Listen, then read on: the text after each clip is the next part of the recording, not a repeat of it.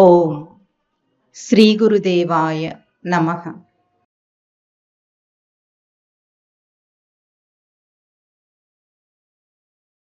ఈరోజు శ్రావణ శుద్ధ ఏకాదశి. భగవద్గీత జ్ఞానయజ్ఞం అని మనం మొదలుపెట్టి 9 నెలలు దాటి 10వ నెల ఈ రోజున. ప్రతి నెల శుద్ధ ఏకాదశి రోజున చేసుకుంటున్నాం. అయితే శ్రావణ మాసం యొక్క విశిష్టత ఏమిటంటే ఏం చెప్తారు? ఆషాఢం సేల్లో కొనుక్కున్న చీరలన్నీ శ్రావణంలో కట్టుకోవడమేనా? అంతేనా? శ్రావణ మాసం విశిష్టత అంటే 4 శుక్రవారాలు 4 చీరలు కట్టుకోవాలట. ఇంకెంతేనా? ఆహా! పూజలు చేసుకోవాలట, కావలసినన్ని స్వీట్లు, హాట్లు చేసుకోవాలి, తినాలట. పండుగల పేరుతో మనకు పండగ. అంతేనా? దేవుడికి ఏం పండుగ ఉంటుందో లేదు. ఆయన ఎట్లాగూ తినడు కాబట్టి పెట్టి మనం తింటాం. తినే దేవుడికి పెడతాము మనము? కానీ శ్రావణ మాసం అంటే అది కాదు. మనం ఆషాఢ మాసంలో చెప్పుకున్నాం. ఆషాఢం అనేది బయట శుభకార్యాలకు అంటే లౌకికంగా చేసుకునే శుభకార్యాలకు పనికిరానిది కాబట్టి ఆ నెలలో చక్కగా ఆధ్యాత్మిక సాధన చేసుకొని ఆధ్యాత్మిక సాధనతో ఎదగటం కోసం ఉంది ఆషాఢ మాసం అని. శ్రావణ మాసం అంటే కూడా శ్రవణ నక్షత్రానికి సంబంధించింది శ్రావణం అంటారు. శ్రవణం అంటే ఏమిటండి? వినటం. ఏదైతే మనము ఆషాఢ మాసంలో సాధన మొదలు పెడతారో అంటే ఆధ్యాత్మిక జిజ్ఞాస ఉన్నవాళ్ళు ఆషాఢంలో చాతుర్మాస దీక్ష తీసుకొని సాధన మొదలు పెడతారో, సాధన అంటే ఏం చేయాలి? ముందు నిగ్రహం ఉంటుంది, శమదమాదులు అంటారు దాన్ని. అవన్నిటిని మనం చెప్పుకున్నాం ఇక్కడ. అంతరింద్రియాలను బాహ్యేంద్రియాలను శుద్ధి చేసుకునే ఒక ప్రక్రియ.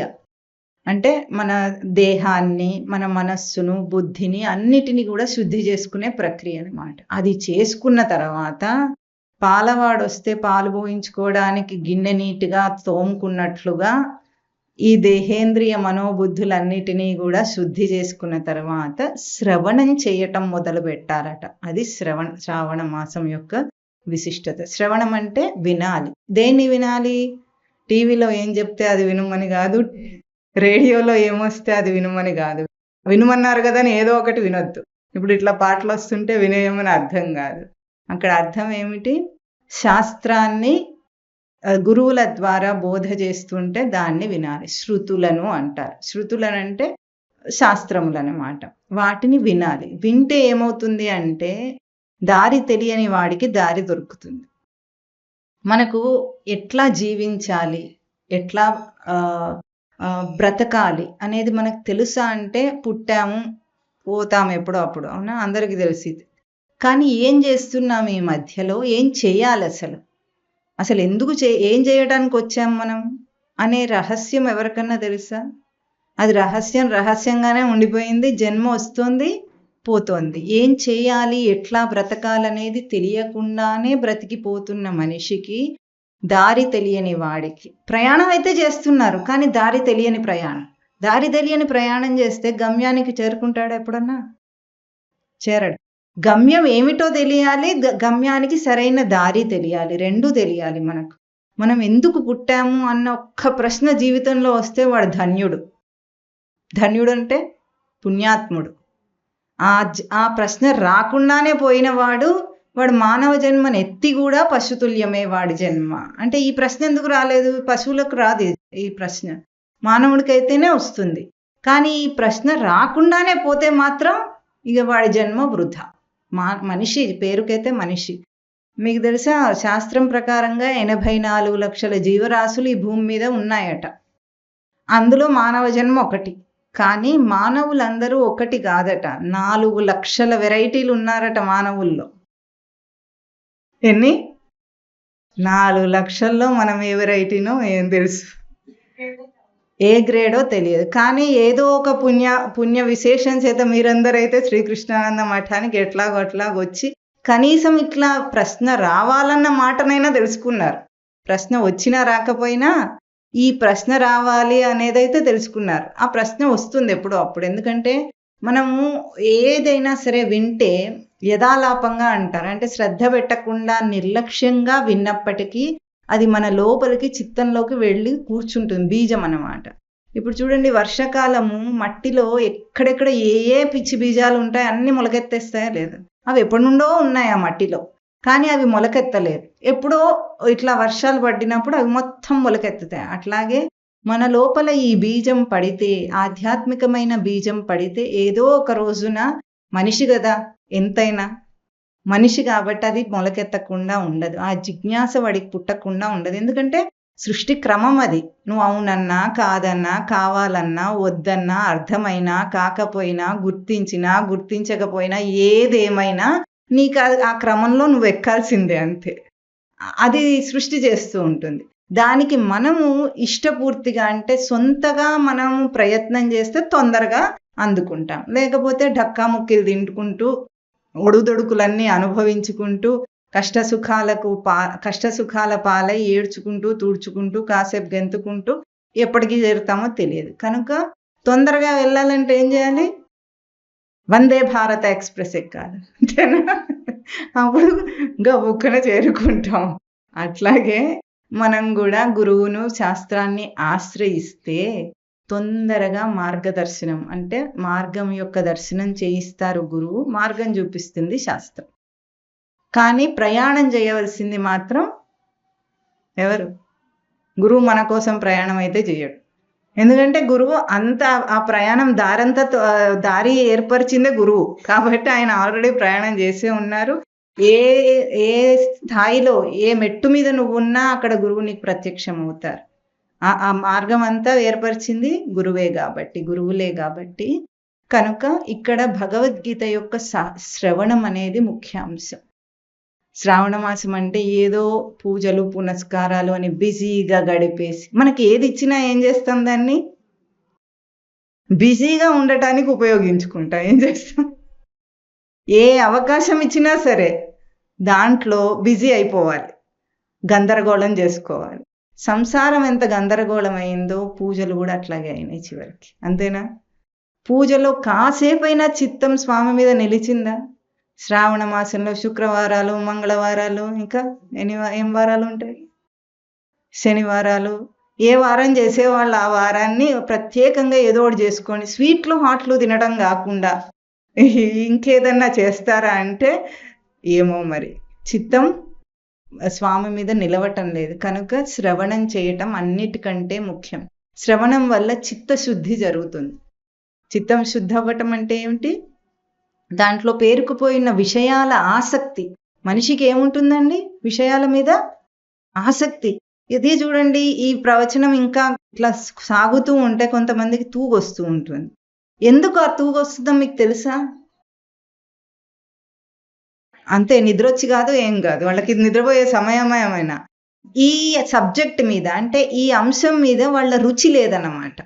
అదే ఏదైనా వాళ్ళకి ఇష్టమున్న విషయం మాట్లాడండి, ఎక్కడ లేని ఉత్సాహం అంతా పొంగుకు వచ్చేసి యాక్టివ్ అయిపోతారు అందరు, అంతేనా? కానీ అది అంటే ఇప్పుడు మనం ఏం చేయాలి? ఈ ఆధ్యాత్మిక విషయాన్ని రుచించని మనస్సుకు బలవంతంగానైనా కూర్చోబెట్టి రుచి చూపించాలి. రుచి చూపిస్తే కొన్నాళ్ళకి అది రుచి పడుతుంది. అది పెంపుడు కుక్క లాంటిది అంటూ ఉంటాను. మనస్సు అంటే ఏమిటంది? పెంపుడు కుక్క లాంటిది. మనం ఎట్లా పెంచుకుంటే అట్లా పెరుగుతుంది, అంతే. దాన్ని ఏం తిట్టిపోయనక్కర్లేదు. అదెవరు మనం నడిపించటానికి? దానికి స్వతంత్రత లేదు, ముందది గుర్తించాలి. మనస్సుకు స్వతంత్రత లేదు. అది ఎప్పుడు కూడా మనం ఎట్లా నేర్పించాము, మనం ఎట్లా దారి చూపించామో ఆ దారిలోనే వెళుతుంది. మన మనస్సు మన మాట వినదు అనే మాట అబద్ధం. ఏమిటది? అబద్ధం. తప్పించుకునే అవకాశాన్ని వెతుక్కోవటం అన్నమాట. కనుక అట్లాంటివి చేయకుండా నిజంగా ఎవరికైతే జిజ్ఞాస ఉంటుందో, జిజ్ఞాస అంటే జ్ఞాతుమిచ్చా జిజ్ఞాస అంటారు. తెలుసుకోవటాన్ని కోరటం. తెలుసుకోవాలి. ఏం తెలుసుకోవాలి? అసలు దేవుడెవరు, నేనెవరు, నేను ఎక్కడి నుండి వచ్చా, ఏం చేస్తున్నా, ఎక్కడికి వెడితే అక్కడ దేవుడు ఉంటాడా, ఉన్నంతసేపు, ఇక్కడ ఉన్నంతసేపు నేనేం చేస్తున్నాను, ఎట్లా ఉండాలి, నేను ఉంటున్నది సరైన ప్రవర్తనేనా కాదా, ఇవన్నీ తెలియాలి, అంతేనా? మూల ప్రశ్న మాత్రం ఒకటే, తానెవరో తనకు తెలియాలి, నేనెవరు. దాన్ని ఏమంటారంటే, మఠంలో ఒక పాట రాశారు స్వామివారు, తనను తాను తెలియగా సృష్టి ఈడే అవకాశం అని. సృష్టి మనకి మానవ జన్మను ఎందుకు ఇచ్చింది? అసలు పర్పస్ ఏముంది దీనికి? ఇప్పుడు చూడండి, పిల్లల్ని అడిగితే పర్పస్ ఏమిటి జీవితంలో అంటే ఉద్యోగం తెచ్చుకోవటం వాళ్ళ పర్పస్. అంతకంటే ఏం లేదు. ఎందుకంటే మనం అది నేర్పించాము వాళ్ళకి. వాళ్ళ తప్పేం లేదు పాపం. మనం ఏం నేర్పిస్తే అది నేర్చుకున్నారు. తర్వాత ఏం చేయాలంటే డబ్బు సంపాదించాలి. తర్వాత ఏం చేయాలంటే ఇంత ప్రశ్నలు వేసుకోరు వాళ్ళు. ముందే ఎందుకు చెప్పింది ఒకటి చేసేసి తర్వాత చేద్దాం అనుకుంటారు. మొత్తం జీవితం అయిపోయేదాకా ఈ ప్రశ్నకు సమాధానం దొరకదు. ఒక్క హిందూ ధర్మంలోనే ఈ మూల ప్రశ్నకు అవకాశం ఉంది. ఏ ధర్మం కూడా ఈ ప్రశ్న దాకా నిన్ను తీసుకెళ్ళదు. మన ఉపనిషత్తుల జ్ఞానము, భగవద్గీత మాత్రమే ఈ ప్రశ్న దగ్గరికి నిన్ను తీసుకెళ్తుంది. అసలు ఎందుకు జీవితం అంటే తనను తాను తెలియగా సృష్టి ఈడే అవకాశం. ఈడే అంటే ఇచ్చింది. సృష్టి అవకాశాన్ని ఇచ్చిందట. ఏం చేయాలి? తనను తాను తెలుసుకోవాలి. అదేంటి? నేనంటే నాకు తెలియదు అనుకుంటున్నారా మీరు అని ఆధార్ కార్డ్, పాన్ కార్డ్, ఇంకేం కార్డులు ఉంటాయమ్మా? గుర్తింపు కార్డులు అన్నీ చూపిస్తే, రేషన్ కార్డు, ఇంకేం కార్డులు ఉంటాయి? గుర్తింపు కార్డులు అన్నీ చూపించేసి ఇదిగో నేను అంటాడు. ఇదేనా నువ్వు? దీన్ని తీసుకెళ్ళి ఏం చేస్తారు? ఈ గుర్తింపులన్నిటినీ ఏం చేస్తారండి? చివరిలో ఈ గుర్తింపు కార్డులో ఉన్న గుర్తింపులన్నిటినీ కాల్ చేస్తారు. మనకు తెలియదు ఏమిటి? మనం కూడా చేస్తాం కదా పని పక్కవాడు పోతే. ఇది గుర్తింపు కాదు. ఈ గుర్తింపును తీసేసి ఇంకేదో ఉంది తెలుసుకోవలసింది. ఆ అవకాశాన్ని ఇస్తోంది ఇక్కడ మనకు సృష్టి. అయితే ఏం చేయాలంటే అన్నీ వదిలేసి పక్కకి వెళ్ళి కూర్చొని సైలెంట్గా కూర్చొని అప్పుడు తెలుస్తుందా నాకంటే? అట్లా కూడా లేదు అని మనం చెప్పుకుంటున్నాం. ఇప్పుడు భగవద్గీతలో కర్మయోగాన్ని చెప్పుకుంటున్నాం. భగవద్గీత ఏం చేసిందంటే తన పరిచయాన్ని చూపించింది. నువ్వెవరు అంటే నీ ఆత్మస్వరూపాన్ని, ఆత్మ లక్షణాలని మొట్టమొదట స్వామి అర్జునుడికి చూపించాడు. నువ్వు ఆత్మస్వరూపుడివి. అంటే ఆత్మ అంటే ఏమిటండి? దయ్యాలు, భూతాలు, ప్రేతాత్మలు అనుకోకండి. ఆత్మ అంటే ఏమిటి? నిరంతరంగా ఉండేదేదో అది ఆత్మ. నిరంతర ప్రవర్తన కలిగి ఉన్నదేదో అది ఆత్మ. మన లోపల నిరంతర ప్రవర్తన కలిగి ఉన్నదేదో. నిరంతర ప్రవర్తన అంటే పొద్దుస్తూ నేను ఏదో ఒక పని చేస్తూనే ఉంటే అది ఆత్మ కాదు. మనం చూడండి, జాగ్రత్త అవస్థలో అంటే మేలుకున్న స్థితిలో పనులు చేసుకుంటాం. రాత్రి పడుకున్నప్పుడు కలలు కంటాం. గాఢ నిద్రలో ఏవీ లేవు. అయినా నేను ఉన్నానా లేనా? మీకు ఎవరికైనా సందేహం ఉందా ఉన్నానో లేనో అని? ఉందా? లేదు. ఆ నిరంతరం అంటే అదనమాట. మన క్రియాకలాపాలన్నీ అంతరాయం ఉంది వాటికి. ఎప్పుడో అప్పుడు ఆగుతున్నాయి అవి. కానీ నిరంతరంగా ఉండేది నేను, ఆత్మ. ఆత్మ అంటే మళ్ళీ అదెవరో అనుకోవద్దు. ఆత్మ అంటే ఎవరు? గట్టిగా అనండి. నేను. ఆత్మ అంటే ముందు నేనని తెలుసుకోవాలి. మళ్ళీ ఆత్మ గురించి చెప్పింది భగవద్గీత అంటే ఎవరో ఆత్మను వెతుక్కోకండి. ఎవరి గురించి చెప్పింది? నా గురించి చెప్తోంది భగవద్గీత. ఏ నేను నిజమైన నా నిజస్వరూపము ఆ నేను గురించి చెప్తోంది. కనుక భగవద్గీత ఒక ఐడెంటిటీ, మనకు కొత్త గుర్తింపునిచ్చింది. దానికి ఏం లక్షణం అంటే సర్వకాల సర్వావస్థల్లో ఉండుట సత్ లక్షణం అంటారు. ఆత్మ అంటే సత్. అంటే వేదాంత పరిభాషలో ఆత్మ అంటే మనం గుర్తించే రూపం. వేదాంత పరిభాషలో దాన్ని సత్ అంటారు. అంటే ఉనికి. నా ఉనికి. ఉనికి అంటే మీకు తెలుస్తుందా? ఏదైనా వస్తువు ఉంది అంటే దాని ఉనికిని చెప్తున్నాం, మనం ఉండుటని చెప్తున్నాం అనమాట. అట్లా మన ఉనికిని సత్ అంటుంది శాస్త్రం. ఆ సత్ లక్షణము ఏదైతే ఉందో అది ఎట్లా ఉంటుంది? సర్వకాల సర్వావస్థల్లో మారకుండా ఉంటుందట. దాని మొదటి లక్షణం ఏమిటి? సర్వకాలాల్లో అంటే ఎప్పుడు? జాగ్రత్త, స్వప్న, సుషుప్తి అనే అన్ని కాలాల్లో కూడా, సర్వ అవస్థల్లో కూడా, అంటే శైశవ, బాల్య, కౌమార, యవ్వన, వార్ధక్య దశలన్నీ మారుతుంటే కూడా అన్ని కాలాల్లో అన్ని అవస్థల్లో కూడా మారకుండా ఉంటుంది. దేహమేమో మారుతూ కనిపిస్తుంది, అవస్థలేమో మారుతూ కనిపిస్తూ ఉంటే మారకుండా ఉన్నదేదో అది నేను. మారేది నేను కాను అని బాగా గుర్తింపు. అంటే ఎట్లా? నరాల్లో జీర్ణించుకోవాలి. ఇప్పుడు చూడండి, మీకు పేరు పెట్టారా? అందరికీ ఒక పేరు ఉందా లేదా? ఎట్లా ఉందంటే మన పేరు పుట్టి నుండి మనం ఎక్కువగా వినే మాట ఏదంటే మన పేరే. అంతేనా? అందరు ఆ పేరు పెట్టి పిలుస్తూ ఉంటారు కాబట్టి దృఢమవుతూ ఉంటుందన్నమాట. చిన్నప్పుడు పిల్లలకి, పసిపిల్లలకి ఏం చేస్తారు, ఆముదం రుద్దుతారు చూసారా? ఆముదం రుద్ది వంట పట్టిస్తూ ఉంటారు. అట్లా వంట పట్టించారు మన పేరుని. ఇక మనం కోమాలో ఉన్నా సరే ఆ పేరు పెట్టి పిలిస్తే ఠకీమని లేస్తాం. అంతేనా? ఇప్పుడు మనం ఏం చేయాలంటే, వేదాంతం ఏం చేస్తుంది, గురువు ఏం చేస్తారంటే ఆ పేరును తీసి పక్కన పారేస్తారు. ఇంత పాపం మాడు మీద రుద్ది రుద్ది మనకు నరాల్లో ఇంకిన ఆ భావన తీసేసి, నువ్వు ఆత్మస్వరూపుడివి, పేరు అనేది ఊరికే జస్ట్ వ్యవహారానికి ఒక ట్యాంక్, నీ లక్షణం కాదు, పాడు కాదు అది. అంతేనా? శాంతస్వరూపుడు, శాంతస్వరూపాన్ని పెట్టుకున్నారనుకో ప్రశాంతంగా ఉంటాడా? చెప్పండి. ప్రశాంతి అని పెట్టుకునే ఉంటాడా? ప్రసన్న అంటే ప్రసన్నంగా ఉంటాడా? ఏం ఉండడు. అవన్నీ మన లక్షణాలు కాదు, పాడు కాదు. ఊరికే పెడితే బాగుంటుంది అని పెట్టారు వాళ్ళు. అట్లా వ్యవహారం కోసమే అది ప్రసిద్ధం అంటే పేరు, కానీ నేనది కాదు అని. ఇప్పుడు నేనంటే ఏమిటి? ఇప్పుడు నేనంటే ఏమిటండి? ఆత్మ, సత్, సచ్చిత్ ఆనందం అంటారు. దాన్ని ఏమంటారు? గట్టిగా. ఆ నేనెవరిప్పుడు? సచ్చిదానంద స్వరూపుడనే నేను అని ఇది రుద్దుకోవాలి మనం ఇప్పటి నుండి. అంతేనా? నిద్రలో లేపినా నువ్వెవరంటే ఎల్లమ్మ, పుల్లమ్మ, ఎల్లయ్య, మల్లయ్య అని చెప్పకూడదు. ఏమని చెప్పాలి? సచ్చిదానంద స్వరూపం అని చెప్పాలి. ఆ స్థితికి ఎదిగేదాకా శ్రవణం చేస్తూనే ఉండాలి. అది మనకు జీర్ణించుకోవాలన్నమాట. ఎట్లా జీర్ణించుకుంటుంది? ఏదో ఏకాదశికి ఒక రోజు చెప్తే జీర్ణించేసుకుంటుంది ఏమిటి? జీర్ణించుకుంటుందా? కాదు. నిత్యము అది శ్రవణం చేసిన దాన్ని మననం చేయాలి అంటారు. శ్రవణం చేసింది మననం చేయటం అంటే మంచి ఉపమానం. మన చుట్టూ కనిపిస్తూ ఉండేది ఏమిటి? నెమరు వేయటం మననం అంటే. ఆవు ఏం చేస్తుందండి? గేదె కానీ ఆవు కానీ ఇంత గడిమోపు పెడితే అంత తినేస్తుంది, చక్కగా పక్కకెళ్ళి కూర్చుంటుంది తీరిగ్గా. ఇప్పుడు ఏం చేస్తుంది?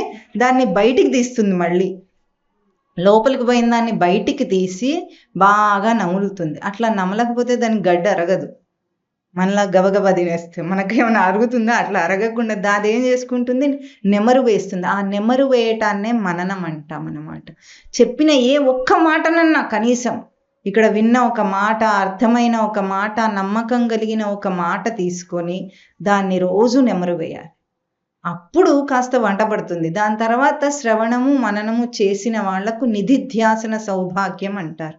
నిధిధ్యాసన అంటే ఇది ఇంతే అని రూఢి అవ్వటం అన్నమాట, నిశ్చయం కావటం. అది జరగాలి. అది అందరికీ జరగదు. నిజమైన సాధకుడికి తప్ప ఆ నిధిధ్యాసన సౌభాగ్యం కుదరదు. ఎందుకంటే అర్థమయ్యేదంతా ఎక్కడ దాకా వెళుతుందో తెలుసా మీకు? బుద్ధి దాకా వెళుతుంది. బుద్ధి దాకా వెళ్ళిన తర్వాత మనస్సు దాన్ని ఇష్టపడితే బుద్ధి దాకా తీసుకుంటుంది. ఇప్పుడు కూడా ఇక్కడ వింటున్నప్పుడు మనస్సు ప్రథమ గ్రహింపు అన్నమాట. చెవుల ద్వారా మనస్సు వింటోంది. ఆ మనస్సుకు నచ్చి అది ఒప్పుకుంటే అప్పుడు బుద్ధి దాకా మీరు తీసుకెళ్తారు దాన్ని. అర్థం అవ్వటం అనేది బుద్ధి దాకా వెళ్ళిన ఒక ప్రక్రియ అంతే. ఈ భావాన్ని మీరు ఒప్పుకున్నారు. కానీ నిధిధ్యాసన సౌభాగ్యం కలిగేదనేది నిరంతర మననం ద్వారానే కలుగుతుంది. ఆ మననం చెయ్యకుండా జరగదు. ఇప్పుడు మనకు ఏదైతే సంసారం ఉందో దాన్ని ఊరికేనే మనకు అంటగట్టలేదు, రుద్ది రుద్ది అంటగట్టారు. ఎట్లా? అదేం ఊరికేనే అంటుకోలే.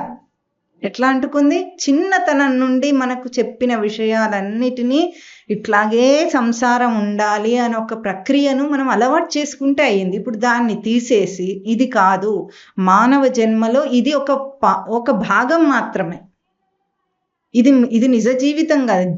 జీవితంలో జీవం ఉండాలా ఉండొద్దా?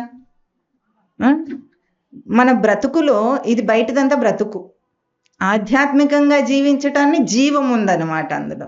ఈ బ్రతుకులో జీవం ఉందా? చెప్పండి. ఇప్పుడు వచ్చిన ఆనందం మళ్ళీ ఉంటుందా కాసేపటికి? సర్వకాల సర్వావస్థల్లో లేకపోతే అది సత్ కాదు, ఉన్నది కాదు. అంతేనా? ఈ ఒక్క సూత్రం పెట్టుకోండి. ఏ ఒక్కటి వచ్చినా సరే మీరు అన్నిట్లో పాల్గొనండి, మీ ఇంట్లో ఏం జరుగుతున్నాయో అందులో ఉండండి, కానీ విచారణతో ఉండండి. కొంచెం ఆలోచన ఉండాలి. ఇదే సత్యం, ఇదే నిత్యం అనుకోకూడదు. అనిత్యం, అసత్యం అని తెలుసుకోవాలి. అసుఖం తెలుసుకోవాలి. ఎట్లా తెలుసుకోవాలి? ఏం లేదు, జరుగుతుంది పోతోంది, చూడండి అంతే. సింపుల్. అసలు కష్టపడాలనుకుంటున్నారా? మీరు చేసే పూజలు, నోములు, వ్రతాలు, దీక్షలు, ఇంత కష్టం ఏమీ ఉండదు ఇక్కడ. ఇది చాలా సులభమైంది. కాకపోతే ఏమిటంటే బుద్ధి ఉండాలి. ఉందా మనకు? లేదా? అనకండి మనుషులు బుద్ధి లేకుండా రచన చెయ్యదు సృష్టి. అయితే కాకపోతే మనం ఇప్పటిదాకా ఏమిటంటే పార్సల్ అన్ప్యాకింగ్ చేయాల.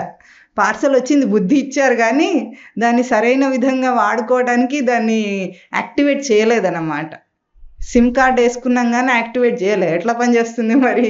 బుద్ధి ఉంది కానీ ఉన్నట్లుగా ప్రవర్తన లేదన్నమాట. కనుక బుద్ధి లేదనకండి, మీకు ఉంది.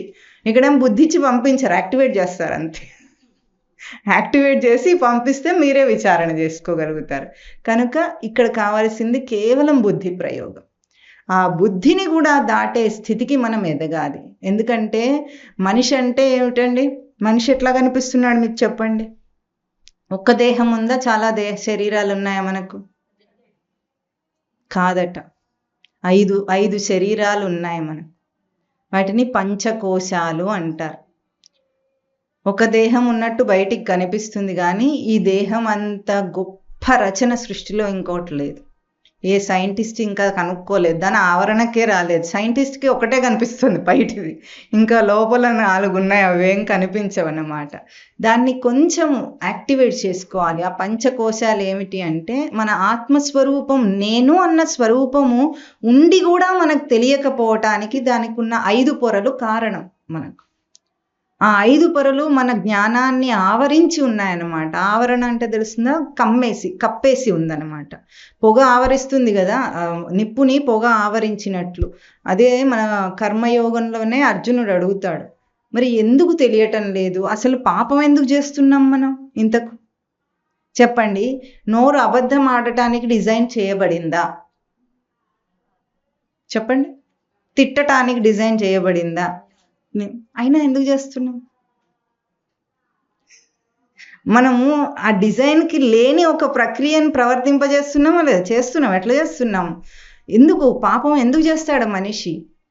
ఒకరిని మోసం చేయాలనేది డిజైన్లో ఉందా? లేదు, అయినా చేస్తున్నాడు కదా. ఏ పాపాలైనా సరే అర్జునుడు సాంఖ్యయోగం విన్న తర్వాత కర్మయోగం, కర్మను ఎట్లా ఆచరించాలో మనం పోయినసారి కొంత చెప్పుకున్నాము. అదంతా అయిన తర్వాత ఒక ప్రశ్న అడుగుతాడు, అయితే మాధవ, ఇప్పుడు నాకు ఇంతకొకటి అర్థం కావట్లేదు.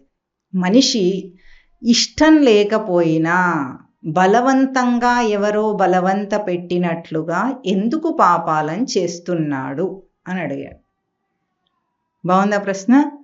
మీకు కూడా ఉందా ఈ ప్రశ్న? అమ్మో, ఎంత ఆనందం అంటే మనకు ఎందుకు ఇంత ఆనందం అంటే ఈ ప్రశ్న వినగానే, పాపం నేను చేయట్లేదు, ఎవడో చేయిస్తున్నాడని మన మీద ఉండదు తప్పు. ఏముంటుంది ఇప్పుడు? ఎవరిదో తప్పు ఉంటుంది, అది కారణం. కానీ నేను మంచివాడినే, మనకి ఇష్టమా అండి పాపాలు చేయటం? అస్సలు ఇష్టం లేదు అని మనం కూడా సంతోషిస్తాం. కానీ స్వామివారు ఏం చేశారంటే పుస్తకంలో ఒక వ్యాఖ్యానం రాశారు.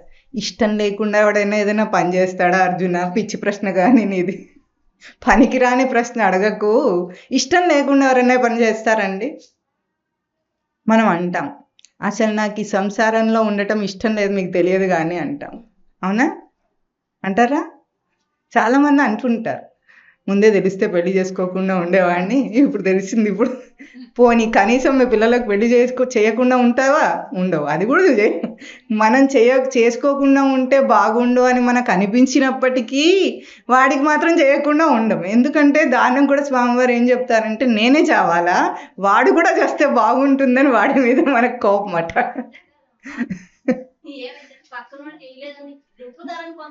ఇప్పుడు దీనికే చెప్పబోతున్నాను.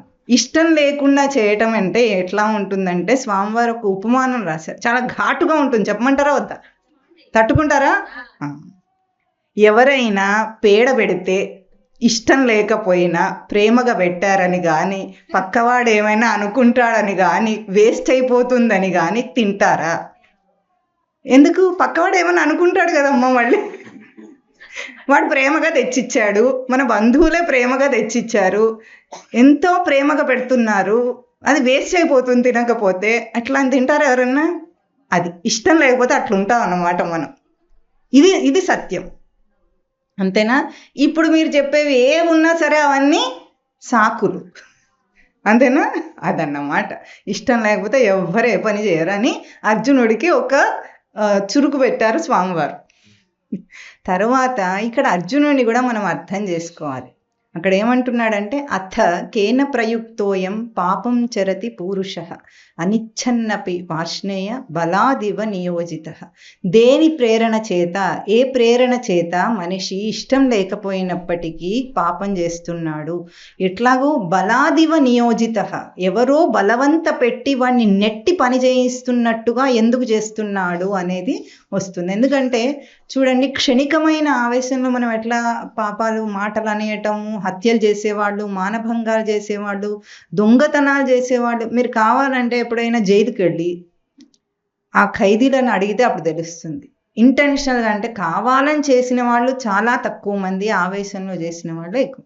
ఆ క్షణికమైన ప్రేరణ ఎక్కడి నుండి వస్తుంది అని అడుగుతున్నాడు అర్జునుడు. అర్జునుడు అడగటంలో తప్పించుకోవాలని అర్జునుడు ఎప్పుడూ అడగడు. అర్జునుడు గొప్ప వీరుడు, సాధకుడు. అందుకే భగవద్గీత వినడానికి అర్జునుడు ఒక్కడే అర్హుడైనాడు. అంతమంది 18 అక్షౌహిణుల సైన్యం ఉన్న కురుక్షేత్రంలో ఒక్క అర్జునుడే స్వామి అర్జునుడికి మాత్రమే చెప్పాడు. లేకపోతే అందరికీ చెప్పొచ్చు, పిలిచి ఎవరో ఒకరు గుంపుకు చెప్తే పని అయిపోతుంది అనుకోలే. ఒక్క అర్జునుడిని మాత్రమే. అంటే పాత్రత ఉండాలన్నమాట. అర్హత ఉంటే వింటారు, అర్హత లేకపోతే చెవిలో పోసిన వినరు వాళ్ళు. ఇప్పుడు మనం ఊళ్ళో పెట్టాము, వస్తున్నారా? రారు. అంతే, అర్హత లేకపోతే రారు. అర్హత ఉన్నవాడు వాడంతటా వాడే సృష్టి వాడిని సమకూరుస్తుందన్నమాట. కనుక ఏమి ప్రేరణ ఉంది అని అడుగుతున్నాడు. ఇది బాగా గుర్తుంచాలి మనం. ఎందుకంటే ఎన్నిసార్లు ఇది మన వశం లేకుండా అయిపోతుంది అని మనం అనుకుంటున్నాం, కానీ దాని గుర్తింపు, దాని కంట్రోల్ అంతా కూడా మన దగ్గరే ఉంది అని స్వామి చెప్పబోతున్నాడు. కనుక చాలా గొప్ప విశేషం ఇది. ఈ ప్రశ్న అందరికీ రావాలి. వస్తే ఏం చెప్తారు? చెప్తే మళ్ళీ ఎట్లా ఉండాలి? సవరించుకునేటట్టు ఉండాలి. అంతేనా? ఓ తెలిసిందిలే అని అనుకోవద్దు. ఎట్లా ఉండాలి? చెప్తే సవరించుకునేటట్టు ఉండాలి. అయితే స్వామి మాత్రం నిస్సంకోచంగా చెప్తాడు. శాస్త్రానికి ఎప్పుడు మొహమాటం ఉండదు. వాడు ఏమనుకుంటాడో పాపం అని. అంతేనా? ఇప్పుడు లోకంలో గురువులు ఎట్లా ఉంటున్నారంటే, ఓ 10 మంది ఇట్లా కూడారనుకోండి, వాళ్ళకి నచ్చింది చెప్తుంటారనమాట. ఎందుకంటే గట్టిగా శాస్త్రంలో ఉన్నది ఉన్నట్లు చెప్తే వాడు రాడు, మళ్ళీ అభిమానం వస్తుంది. ఇన్ని అన్నారు, పిలుస్తారు, ఏమేమో తిట్టి పంపిస్తారు అని అనుకుంటాడు. కానీ శాస్త్రానికి, నిజమైన గురువుకి అట్లాంటి మొహమాటం ఉండదు. వచ్చాడంటే కడిగి పంపించడమే. వాషింగ్ మెషిన్లో బట్టలు వేసామంటే అది ఏం చేస్తుందండి? మొహమాట పడుతుందా? చెప్పండి. పట్టుబట్ట అని, సిల్క్ బట్ట అని, మీరు ఏది వేసినా సరే దాని ప్రొసీజర్ ఏమిటి? ఉతికేయటం, అంతే. అంతేనా? అదే గురువు చేసేది కూడా అంతే, ఉతికేస్తారు. ఉతికేస్తే మంచిదా చెడ్డదా? మంచిది. కానీ ఉతికేటప్పుడు కొంచెం బట్టకు బాధగా ఉంటుంది. అది నలిపి రుద్ది పెడుతుంటే బాధగా ఉంటుంది. మనకు కూడా అట్లాగే అనిపిస్తుంది. కాసేపు ఓర్చుకుంటే శుద్ధి అయిపోయేది ఎవరు? మనమే కదా. తళతళలాడుతుంది చక్కగా. కాబట్టి మొహమాటం లేకుండా స్వామి ఏం చెప్పాడంటే, మనం ఒప్పుకున్నా ఒప్పుకోకపోయినా కామయేష క్రోధయేష రజోగుణ సముద్భవ అన్నాడు. రజోగుణ సముద్భవమైన కామము, క్రోధమే నీకు ప్రేరణ, పాపం చేయటానికి కారణాలు అని చెప్పాడు స్వామి. రజోగుణం అంటే ఏమిటి అంటే, మనం ఇదివరకు కూడా చాలాసార్లు చెప్పుకున్నాము. త్రిగుణాలు 3 ఉంటాయి మనిషికి. 3 పోయిన నెల కూడా చెప్పుకున్నాం. త్రిగుణాలు అంటే సత్వ, రజస్, తమో గుణాలు. గుణం అంటే ఏమిటంటే, ఏది మనం అభ్యాసం చేస్తామో మాటి మాటికి అది గుణం అవుతుంది.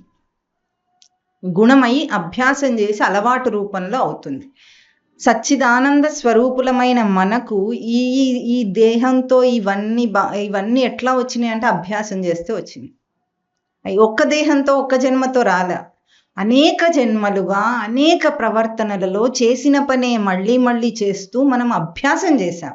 చూడండి, ఈరోజు మనకు ఆకలి ఎట్లా ఉంటుందంటే, పుట్టగానే పిల్లవాడు ఏడుస్తాడు. ఎందుకు ఏడ్చాడు వాడు? ఆకలి. వాడికి ఎట్లాంటి అభ్యాసం అంటే, ఇది ఆకలిని గుర్తించాలని ఎవరన్నా నేర్పించారా వాడికి? లేదు. ఎట్లా తెలుస్తుందంటే, జన్మాంతరంగా అన్ని జన్మల్లో ఉంది కదా, అన్ని దేహాల్లో ఆకలి ఉంది వాడికి. కాబట్టి వాడికి ఎవరికి నేర్పించనక్కర్లేదు. తల్లి స్తనం పడితే చక్కగా తాగేస్తాడు. ఇంకా మానవ జన్మలో అవసరమన్నా వచ్చింది. పశుపక్షులకు అది లేనే లేదు. చక్కగా ఆవు దూడను ఈనగానే అది ఎడుతుంది, దాని స్తనం పట్టుకొని తాగేస్తుంది. ఎవరు నేర్పారు దానికి? ఎవరు నేర్పించారా? మనం మానవ జన్మలో కనీసం తల్లి ఎత్తుకొని స్థనం పడుతుంది, అంత కూడా అక్కర్లేదు పశుపక్షాది జన్మల్లో. అంటే ఆకలి అనే ఒక మొట్టమొదటి గుణం మనకు ఎక్కడి నుండి వచ్చింది? అభ్యాసం. 84 లక్షల జన్మలలో ఎన్నిసార్లు అనేక జన్మలు ఎత్తాం, 100 కోట్ల జన్మలు ఎత్తిన జీవుడు ఈ అభ్యాసాలను చేస్తూ వచ్చాడు. నిద్రపోవటం, నిద్ర నేర్పిస్తారండి ఎవరన్నా? నేర్పించరు.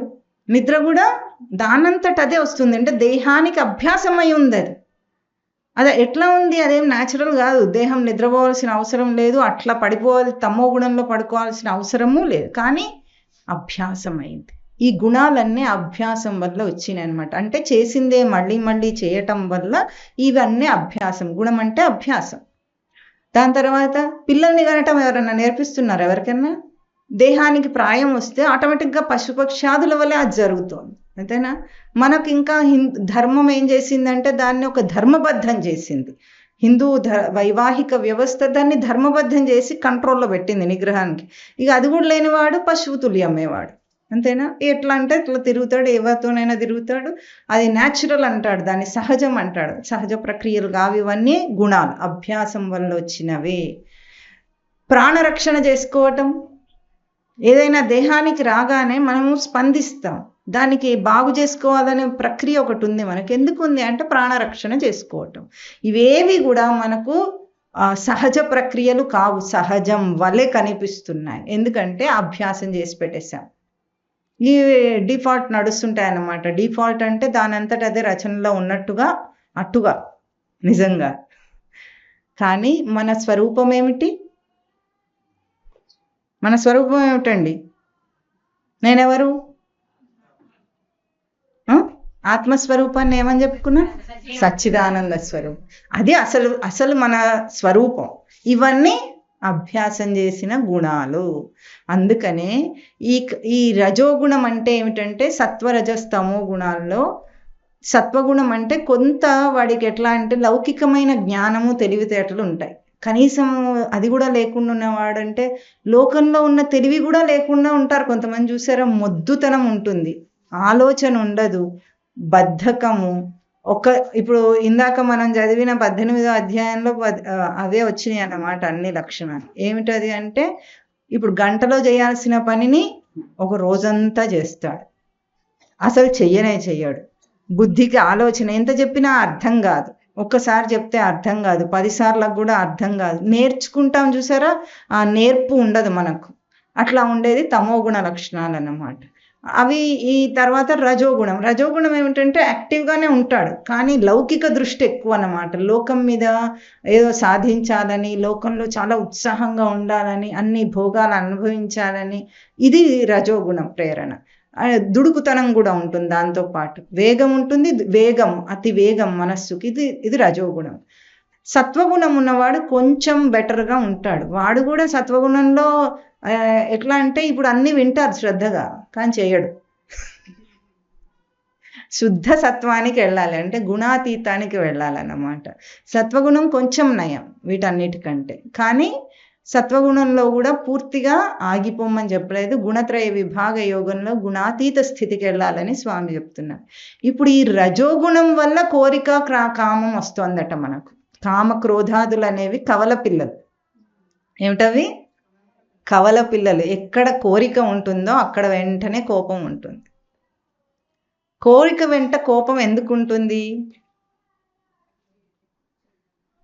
మన మనస్సుకి దానికి నియంత్రణ లేదు కదా. అంటే మనం ఎప్పుడు అట్లా అలవాటు చేయలేదు కాబట్టి దానికి ఇష్టం వచ్చిన ఆలోచనలు చేస్తుంటుంది. ఎప్పుడైనా 5 నిమిషాలు తీరిక చేసుకొని మనస్సులో పుట్టే ఆలోచనలను గమనించండి. అర్థం పర్థం ఏం ఉండదు దానికి ఇష్టం ఉన్నవన్నీ అడుగుతుంది. కళలో అర్థమవుతుందా లేదా మీకు? కళలు ఎట్లా వస్తున్నాయి? అర్థం పర్థం ఉంటుందా వాటికి? ఎందుకున్నాయంటే ఈ మనస్సే జాగ్రత్త అవస్థలో తీర్చుకోలేక, చేసుకోలేక, చేతగాక కలగనుకుంటుంది అన్నమాట. అది అట్లా పిచ్చి పిచ్చి కళలు ఎందుకు వస్తున్నాయంటే మరి మన మనస్సు అట్లా ఉంది, దానికి ఇప్పుడు చేతగాలేదు, ఏం చేయాలో చేతగాక అది కళలో నేను చేసుకుంటాను పో అని చేసుకుంటాను. ఇట్లా ఇన్ని రకాల ఆలోచనలు అన్నీ వస్తుంటే ఈ కోరికల వేగం ఏదైతే ఉందో ఆ వేగమును ఎప్పుడైనా అడ్డు తగిలితే కోపం వస్తుంది మనకు వెంటనే. మన మాట కాదంటే పెద్ద పెద్ద కోరికలు ఊహించకండి.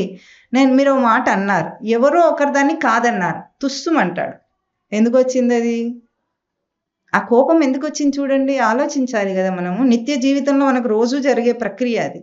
ఎందుకు అంత వెంటనే మనం ప్రతిస్పందించాల్సి వచ్చింది? కోరిక ఉంది వెనకాల. మన కోరిక తీరట్లేదు, ఆ మాటకు అడ్డొస్తున్నాడు వాడు. నేను అన్న మాట కావటం లేదు, నా మాట వినబడటం లేదు, ఎవరు వినట్లేదు నా మాట అనగానే అనలేస్తాడు. ఆ కోపం ఏ స్థితి దాకా తీసుకెళ్తుందంటే, ఆ కోపం అడ్డొచ్చిన వాడిని అడ్డు తొలగించేదాకా ఏ రకంగానైనా సరే హింసించైనా ఏదైనా చేసైనా వాడిని తొలగించే అంత స్థితి దాకా హత్య చేసేవాడు ఎందుకు చేస్తున్నాడు అసలు? ఇంతే కదా, మూల కారణం అయితే ఇదే కదండి. బయటికి విషయం వేరే కనిపిస్తుంది, వాడు నన్ను అదన్నాడు, ఇదన్నాడు, ఇది అడ్డొచ్చాడు, ఏదన్నా వచ్చాడు, దాని మూల కారణం ఏమిటి? నిన్ను కాదన్నాడు, అంతే. అంతేనా?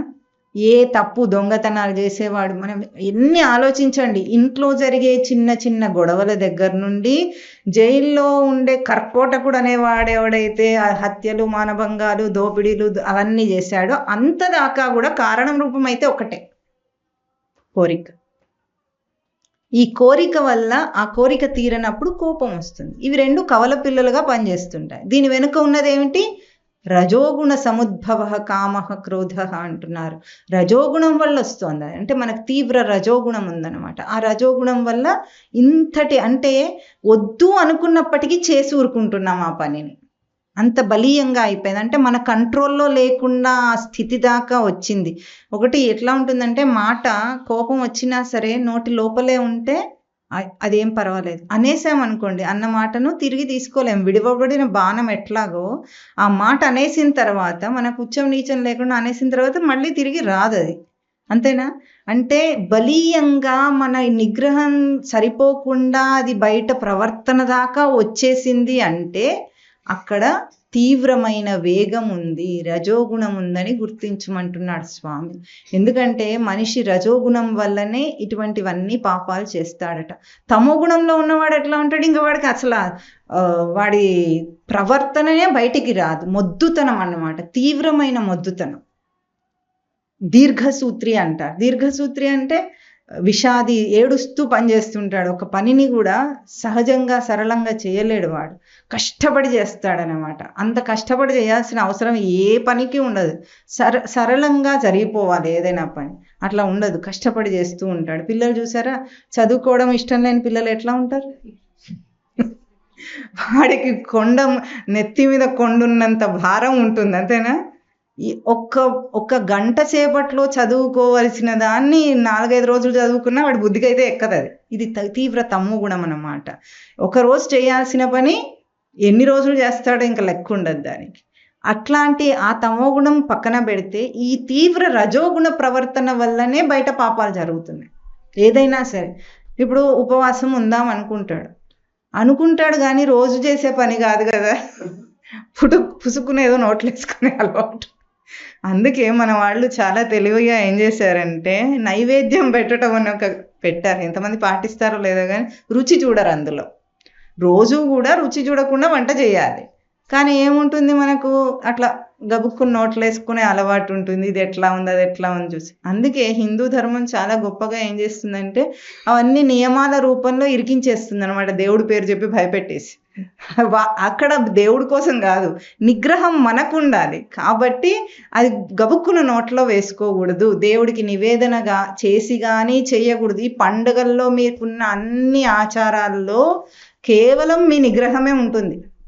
కాస్త తరచి చూసుకోండి, స్వీట్లు హాట్లో పైకి కనిపిస్తున్నాయి అంతేగాని నిజానికి అవి ఉండవు. అన్ని ఆచారాల్లో కూడా ఆ రోజు పూజ చేయని వాడు కూడా దేవుడి దగ్గర దీపం పెట్టి కాస్త తలస్నానం చేసి శుచి నేర్పిస్తున్నారనమాట. ఇవన్నీ ఎల్కేజీ లాంటివి. ఈ పండుగల పబ్బాలు ఏమిటవి? ఎల్కేజీ స్థాయి అన్నమాట. వాడికి రోజు స్నానం చేయడు కాబట్టి స్నానం చేయించాలి, రోజు పూజ చేసుకోడు కాబట్టి పూజ చేయించాలి. ఇక అది కూడా మన వాళ్ళు ఏం చేస్తారు, అదేదో ఆడవాళ్ళకే ఇచ్చినట్టు. దేవుడికి ఆడవాళ్ళకే సంబంధం ఉంటుంది, మగవాళ్ళకి ఏం సంబంధం ఉండదు. కొంతమంది ఉంటారు. చాలా తక్కువ కదండి. ఎంతైనా ఆడవాళ్ళకే ఇచ్చినట్టు నోములు వ్రతాలు ఎవరికి ఉంటాయి చెప్పండి. ఎవరో కొంతమంది పుణ్యాత్ములు ఉంటారులేండి అక్కడక్కడ.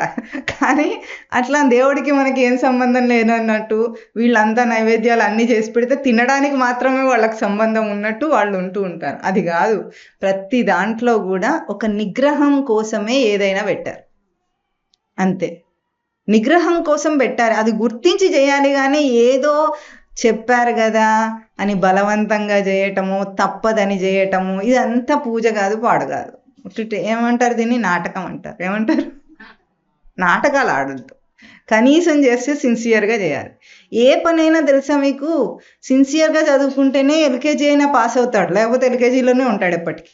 అంతేనా? అందుకే ఎల్కేజీలో ఉన్నా సరే, అంటే పండుగలు అవన్నీ చేస్తూ ఉన్నా సరే సిన్సియర్గా చేస్తే అంతరార్థం అర్థమవుతుంది. ఒక అంతరార్థంతో అది పెట్టారు. శుచి, శౌచము, ఈ నిగ్రహము, ఇంద్రియ నిగ్రహం, వీటి అంతరార్థంతో పెట్టారు కనుక ముందు దాన్ని చేయండి. అది చూసి అది గుర్తించుకుంటూ చేస్తే చేసిన ఫలితం వస్తుంది. లేకపోతే ఎట్లా ఉంటుందో తెలుసా? ఎప్పటిదాకా చేయాలి ఇది అంటే?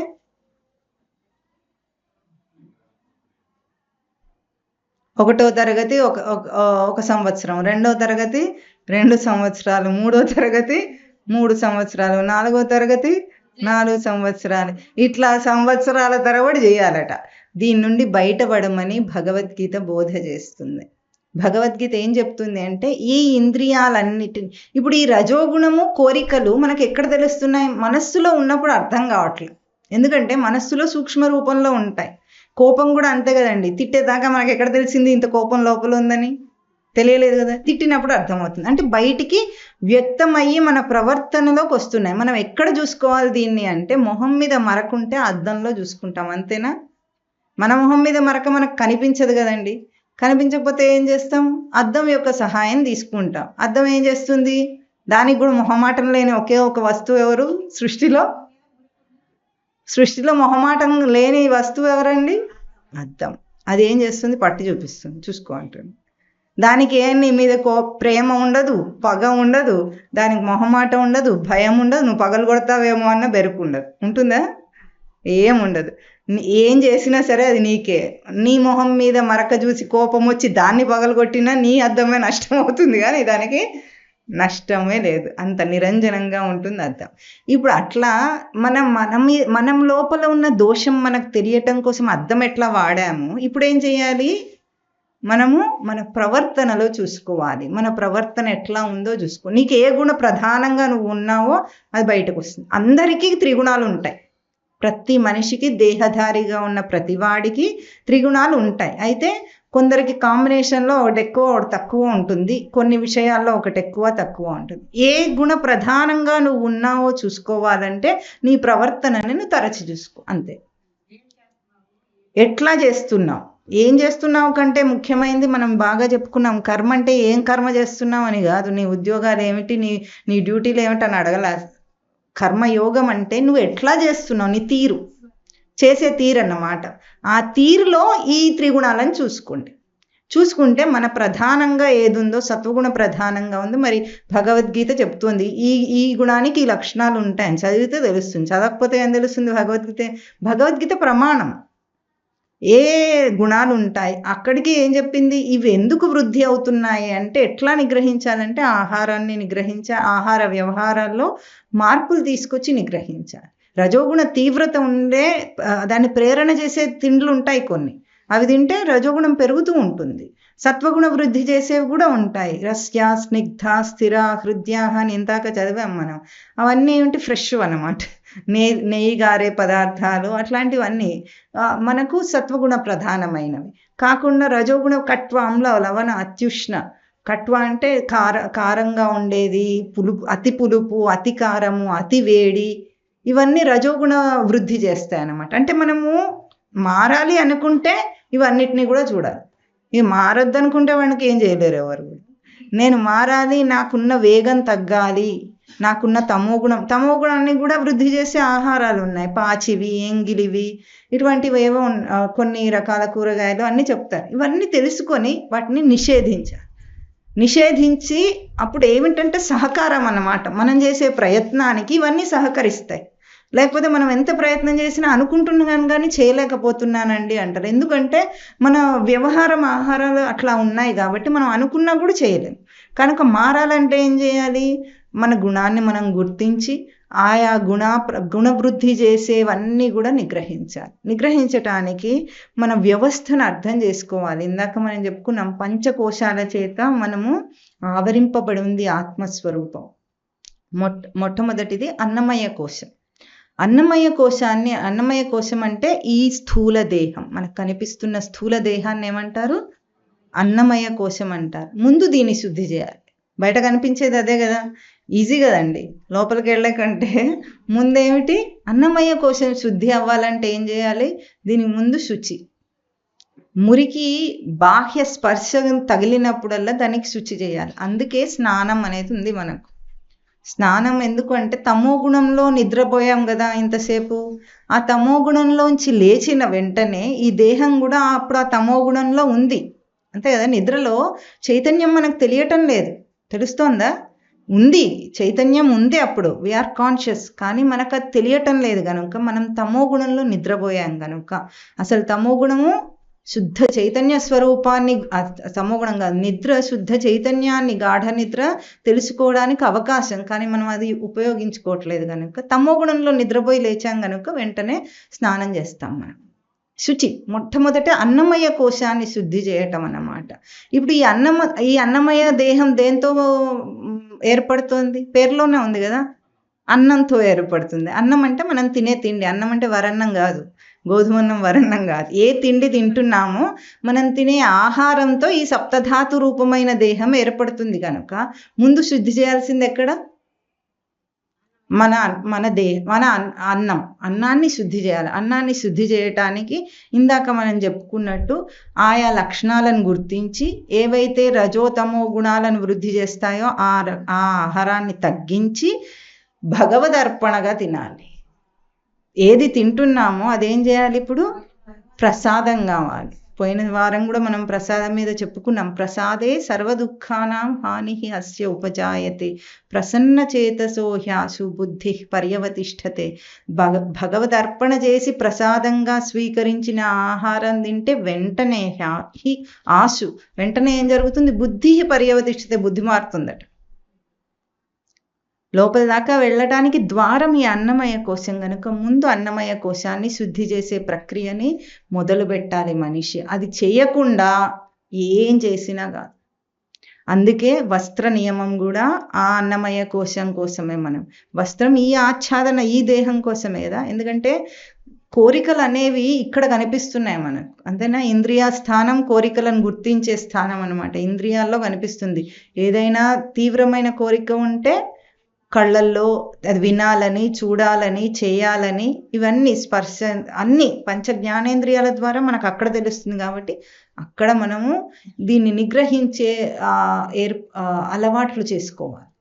ఇది ఎట్లా ఉంటుందంటే చేసిన అలవాట్లను తీసేయటం సాధన. శుద్ధ చైతన్య స్వరూపం ముందు ఉంది, ఇప్పుడు ఉంది, ఎప్పుడు ఉంటుంది. దాన్ని మనం ఏమీ చేయటం లేదు, దాని దాకా మనం వెళ్ళలేదు అసలు. ఈ మురికి దానికి అంటలేదు. కానీ మురికి దేనికి అంటింది? దేహేంద్రియాలకు అంటుకుంది. మన అభ్యాసం గుణాలన్నీ ఎక్కడున్నాయి? దేహేంద్రియాలకు ఉన్నాయి. ఆత్మకు గుణాలు లేనే లేవు. ఆత్మకు గుణాల ఆవరణ ఆత్మను అంటదు, కానీ మన ద్వారాన్ని అంటుతుంది. మనకు తెలియటం ఎక్కడ తెలుస్తుందో దాన్ని అంటుతుంది. అందుకే ఆ ద్వారాన్ని శుద్ధి చేయటం మనం చేస్తున్నాం. ఇప్పుడు అన్నమయ కోశం తర్వాత లోపలిది ఏమిటి? ప్రాణమయ కోశం. ప్రాణమయ కోశం అంటే మనకు పంచ ప్రాణాల పేర్లు విన్నారా ఎప్పుడైనా? పంచప్రాణాలు ఉంటాయని మనకు ఎంత తెలుసు అంటే పంచప్రాణాలు గాల్లో కలిసినాయి, ఇంతే తెలుసు, అంతేనా? అప్పుడే వాడతారు, ఇంకేం తెలియదు. బతుకుండగా పంచప్రాణాలు తెలియదు మనకు, గాల్లో కలిసేటప్పుడు మాత్రమే తెలుస్తాయి. మన పంచవాయువులు మన దేహాన్ని నడిపిస్తున్నాయి. ప్రాణ, అపాన, సమాన, ఉదాన, వ్యాన వాయువులు మన దేహంలో ప్రతి ఇంద్రియ కదలికకు ఏ వాయువు ద్వారా పనిచేస్తున్నాయో మన శాస్త్రాలు చక్కగా చెప్పినాయి. దీనికి పంచ ఉపప్రాణాలు కూడా ఉంటాయి. అంత లోతుగా ఇప్పుడు మనం వెళ్ళకపోయినా ఏ భాగంలో అంటే అధో భాగంలో ఉన్న అవయవాలను, లోపలున్న అవయవాలను నడిపించేవి, ఇవన్నీ కూడా ఏ వాయువుల ద్వారా నడుస్తున్నాయో వాటిని ప్రాణమయ కోశం అంటారు. ఈ ప్రాణమయ కోశాన్ని ఎట్లా శుద్ధి చేస్తారంటే ప్రాణమున్న ఆహారం తినాలట. ప్రాణమయ కోశాన్ని వృద్ధి చేయాలంటే ప్రాణమున్న ఆహారం. ప్రాణమున్న ఆహారం అంటే చెప్పండి ఏది? ఇప్పుడు శుద్ధ సాత్వికమైన ఆహారం తినాలి. తిన్న దాంట్లో కూడా బాగా ప్రాణమున్న ఆహారం ఏది అని గుర్తించాలంటే ఏది తొందరగా పాడైపోతుందో అది ప్రాణమున్న ఆహారం అని అర్థం. ఇప్పుడు చూడండి, పండు ఉంది. పండిన పండు ఎంతసేపు ఉంటుంది నిల్వ? ఉండదు. అంటే అది పూర్తి ప్రాణంతో ఉన్న ఆహారం అని అర్థం. పచ్చి కూరగాయలు, పళ్ళు. అందుకే ఋషులు మునులు తపస్సులు చేసేవాళ్ళు ఈ ప్రాణశక్తిని వృద్ధి చేసే ఆహారాన్నే తింటారన్నమాట ఎక్కువగా. ఎందుకంటే దీనివల్ల ప్రాణమయ కోశం యాక్టివేటెడ్గా ఉంటుంది. అయితే మనుషులు అందరూ నార్మల్గా సాధారణ మనుషులు అపక్వాహారం తినలేరు. కాబట్టి పక్వం చేసుకొని తినొచ్చు. దాన్ని శుద్ధ సాత్వికమైనదిగా చేసుకోవాలి. మసాలాలు గిసాలాలు ఘాట్లు అవి ఇవి మండేవి కడుపులో మంట పుట్టించేవి అలాంటివి కావాలని తినకుండా తినాలి. అయితే ఇంకా బాగా సాధన చేసుకునే వాళ్ళు ప్రాణాయామం కూడా చేస్తారు. వాళ్ళు ప్రాణాయామం ద్వారా ఈ పంచ ప్రాణాలను కూడా మనము నియంత్రణలోకి తీసుకొని వస్తాం అన్నమాట. లేకపోతే మామూలుగా మనందరికీ ఏమైనా తెలుస్తుందా? ఏమన్నా ఎట్లా నడుస్తుంది సిస్టమ్ అని? దాని పాటికి అది నడుస్తూ ఉంటుంది, అంతేనా? ఇది యోగ ప్రక్రియలో మనకు పంచవాయువులను కూడా నిగ్రహించేటట్లుగా ప్రాణాయామ ప్రక్రియలు కూడా ఉంటాయి. ఇవన్నీ దేనికండి? మనస్సును నిగ్రహించడానికి మార్గాలు అంతే. లేకపోతే దాన్ని పట్టుకోలేం కదా, అది కనిపించదాయే. ఎక్కడుందో తెలుస్తుందో ఏమిటి? కనిపించదు కనుక ఇవన్నీ మార్గాల ద్వారా దాని దగ్గరికి వెళ్తున్నాం మనం. ఇప్పుడు ప్రాణశక్తిని పెంచే ఆహారము ప్రాణాయామ ప్రక్రియల ద్వారా ప్రాణమయ కోశాన్ని శుద్ధి చేస్తాం. దాని తర్వాత లోపల ఉండేది ఏమిటంటే మనోమయ కోశం అంటారు. మనోమయ కోశం అంటే మన మనస్సు, బుద్ధి, ఇంద్రియాలు అన్నీ ఉంటాయి అందులో. బుద్ధి ఇందులో ఉండదు, విజ్ఞానమయ కోశంలో ఉంటుంది. మనోమయ కోశంలో శుద్ధి జరగాలంటే మన భావనలు, మన ఆలోచనలను శుద్ధి చేయాలి. ఇవన్నీ కూడా మనం బయట నుండి చేసేవి దానికి సహకరిస్తాయి. మనోమయ కోశం దాకా మనం వెళ్ళటానికి సహకరిస్తాయి. మామూలుగా కూర్చున్న మనిషిని నువ్వేం ఆలోచిస్తున్నావు అంటే వాడు చెప్పలేడు. చెప్తారా మీరేం ఆలోచిస్తున్నారు అంటే? మనకు తెలియకుండానే ఒక ప్రక్రియ జరుగుతుంది మన దేహంలో, మన ఇంద్రియాల్లో. మనకు తెలియకుండా ప్రక్రియలు జరిగితే మనం ఏమైనట్టు? మన ఇంట్లో మనకు తెలియకుండా ఎవరైనా ఏమైనా చేస్తూ ఊరుకుంటామండి? బయటి వాళ్ళని లోపలికి రాణిస్తామా? కట్టుదిట్టంగా పెట్టుకుంటామా లేదా? కిటికీలకు మెష్లు, దోమలు, చీమలు కూడా రాకుండా ఎన్ని కట్టుదిట్టాలు చేసుకొని మన ఇల్లు ఉంటే ఈ దేహం మన ఇల్లు కాదా? ఫ్రీగా వచ్చింది కదా అని దాని విలువ తెలియట్లేదు మనిషికి, కానీ అంతేనా? ఎక్కువ ప్రయాసపడలేదు. ఇల్లు అయితే కష్టపడి కట్టుకుంటాం కదా, అందుకని మనకు దాని విలువ తెలుసు. ఈ దేహం ఏమో సృష్టి ఫ్రీగా ఇచ్చేసింది, తనని తాను తెలుసుకోమని ఒక అవకాశం ఇచ్చేస్తే మనకు తెలియట్లేదు. కానీ దేహం విడిస్తే తెలుస్తుంది మళ్ళీ దేహం రావాలంటే ఎంత కష్టపడాలి, అంతేనా? ఈ ఎగ్జామ్ రాసి సీట్లు తెచ్చుకోవడం లాంటిది కాదు, అది చాలా కష్టంగా ఉంటుంది అక్కడ. మళ్ళీ మానవ జన్మ రావాలంటే ఫ్రీగా ఇచ్చేయడు ఎవడు. దానికి ఎంతో కష్టపడితే అది కూడా ఎటువంటి గర్భంలో చేరాలో ఆ గర్భానికి తగిన సంస్కారాలు మనకుంటే అటువంటి మంచి గర్భాల్లో చేరుతాం. లేకపోతే ఎంత రకాల మంది ఉంటారు, అవన్నీ సంస్కారాలు తెలుస్తుంటాయి కదా. కనుక ఇక్కడ మనోమయ కోశాన్ని శుద్ధి చేయాలంటే ఏం చేయాలంటే మంత్ర జపం చేయాలి. జపం చేస్తే ఏమవుతుంది అంటే, జపం అంటే ఏమిటి?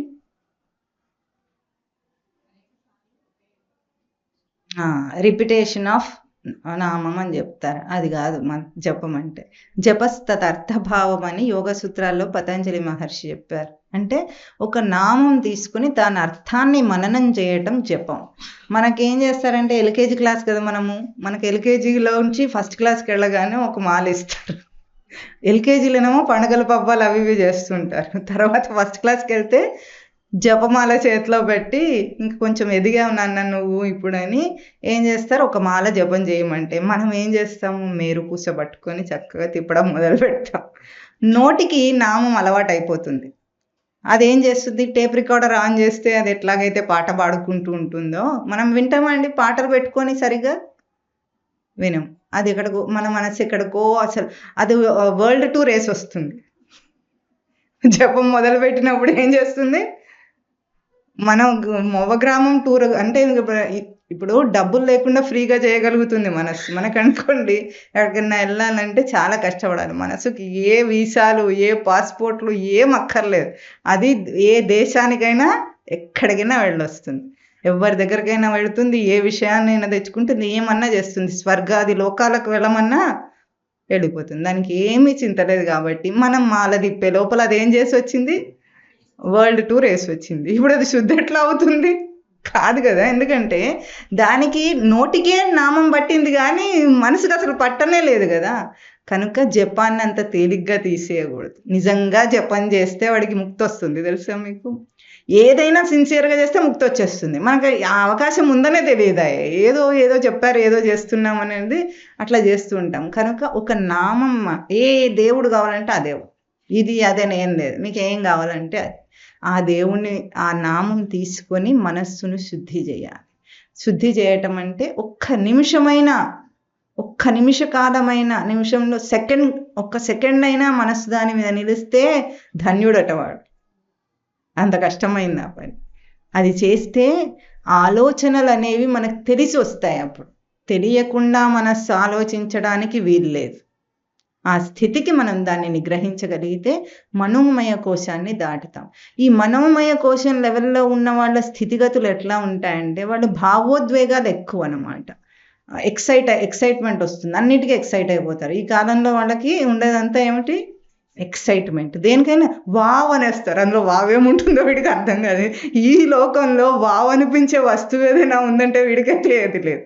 అది తిండి కానివ్వండి, చూసేది కానివ్వండి, బాగుంది అనేదాకా ఏదైనా అనిపిస్తుందేమో కానీ వావ్ ఎట్లా ఉంటుంది? ఈ కాలం పిల్లలకి ఏదైనా వావ్ అదొక ఫ్యాషన్ అన్నమాట. పిచ్చి అంటే భావోద్వేగాల నియంత్రణ పూర్తిగా లేదన్నమాట వాళ్ళకు. ఆ స్థితిని దాటాలి మనిషి. అప్పుడు మనిషికి ఏదైనా మాట వచ్చినా నియంత్రణ వచ్చేస్తుంది. ఇక్కడే మనిషి చాలా సాధకులందరూ మనోమయ కోశంలోనే అక్కడ ఆగుతారు. చాలా సాధన చేస్తే అక్కడ దాకా వెళ్ళి అక్కడ ఉంటారన్నమాట. ఆ కాస్త నియంత్రణ వస్తుంది. ఇంతకంటే లోపలికి వెళ్తే విజ్ఞానమయ కోశం. విజ్ఞానమయ కోశంలో బుద్ధి కూడా ఉంటుంది. దేహేంద్రియాలతో పాటు బుద్ధి కూడా ఉంటుంది. ఆ బుద్ధి వికాసం వచ్చినప్పుడే మనిషి సరైన నిర్ణయం తీసుకోగలుగుతాడు. బుద్ధి వికాసం అనేది తొందరగా అందరికీ ఉండేది కాదు. బుద్ధి అనేది మనిషి జన్మలోనే బుద్ధి వికాసం పూర్ణంగా అది అప్డేటెడ్ వర్షన్ అన్నమాట. అన్ని పశుపక్షాదులకు అంత అప్డేట్ అవ్వలే. వాటికి కూడా బుద్ధి ఉంది. ఇప్పుడు చూడండి, ఒక పశువుకు ఏం తినాలో తినద్దో తెలుసు. వివేకమే కదా ఇది. వివేకమా కాదా? అట్లా అంత మట్టుకు దాని వివేకము వికసించింది. కానీ ఎట్లా ప్రవర్తించాలి అనే తీరు దానికి రాదు. మనం ఏం చేసినా రాదు. అది కుక్కకు నేర్పిస్తే అది పైన నేర్చుకుంటుంది, కానీ దాని విజ్ఞానమయ కోశమేం వికసించదు. ఈరోజు మనిషి చదువుల్లో కూడా విజ్ఞానమయ కోశం వికసించేలాగా పిల్లలకు చదువులు చెప్తే వాళ్ళకి ఇంత కష్టం కానే కాదు. దీన్ని ఇంగ్లీష్లో ఇంట్యూటివ్ పవర్ అంటారు. తన సొంత తెలివితో తను ఆలోచించి పనిచేయటం అన్నమాట. లేకపోతే ఎట్లా ఉంటాడు? ఒక రోబోట్ లాగా. మీరు చెప్పారు, నేను చేశాను. వాడి సొంత తెలివి అనేదే రాదు అసలు అక్కడ. ఈ సొంత తెలివి లేకుండా ఉండటం అమానుషం. మనిషి కాదు వాడు. పూర్తి మానుషత్వం రాలేదు వాడికి. ఈ ఎమోషన్లో భావోద్వేగాల్లో ఉండిపోయి ఎక్సైట్ అయిపోయి నిర్ణయం తీసుకోలేక తప్పులు చేసేదాన్ని ఇక్కడే ఉంటాయి, ఈ స్థానంలోనే ఉంటాయి. ఎప్పుడైతే విజ్ఞానమయ కోశం వికసిస్తుందో, అది ఎట్లా వికసిస్తుంది అంటే శ్రవణం ద్వారా, శాస్త్ర శ్రవణం ద్వారా. ఈ జప తపాదులు అన్ని నిగ్రహాలు అయినాయి. మనం ఇదివరకు కూడా చెప్పుకున్నాం, శమాధి షట్క సంపత్తి అని, సాధన చతుష్టయ సంపద అని. అదంతా సాధించిన వాడికి విజ్ఞానమయ కోశం వికసిస్తుంది.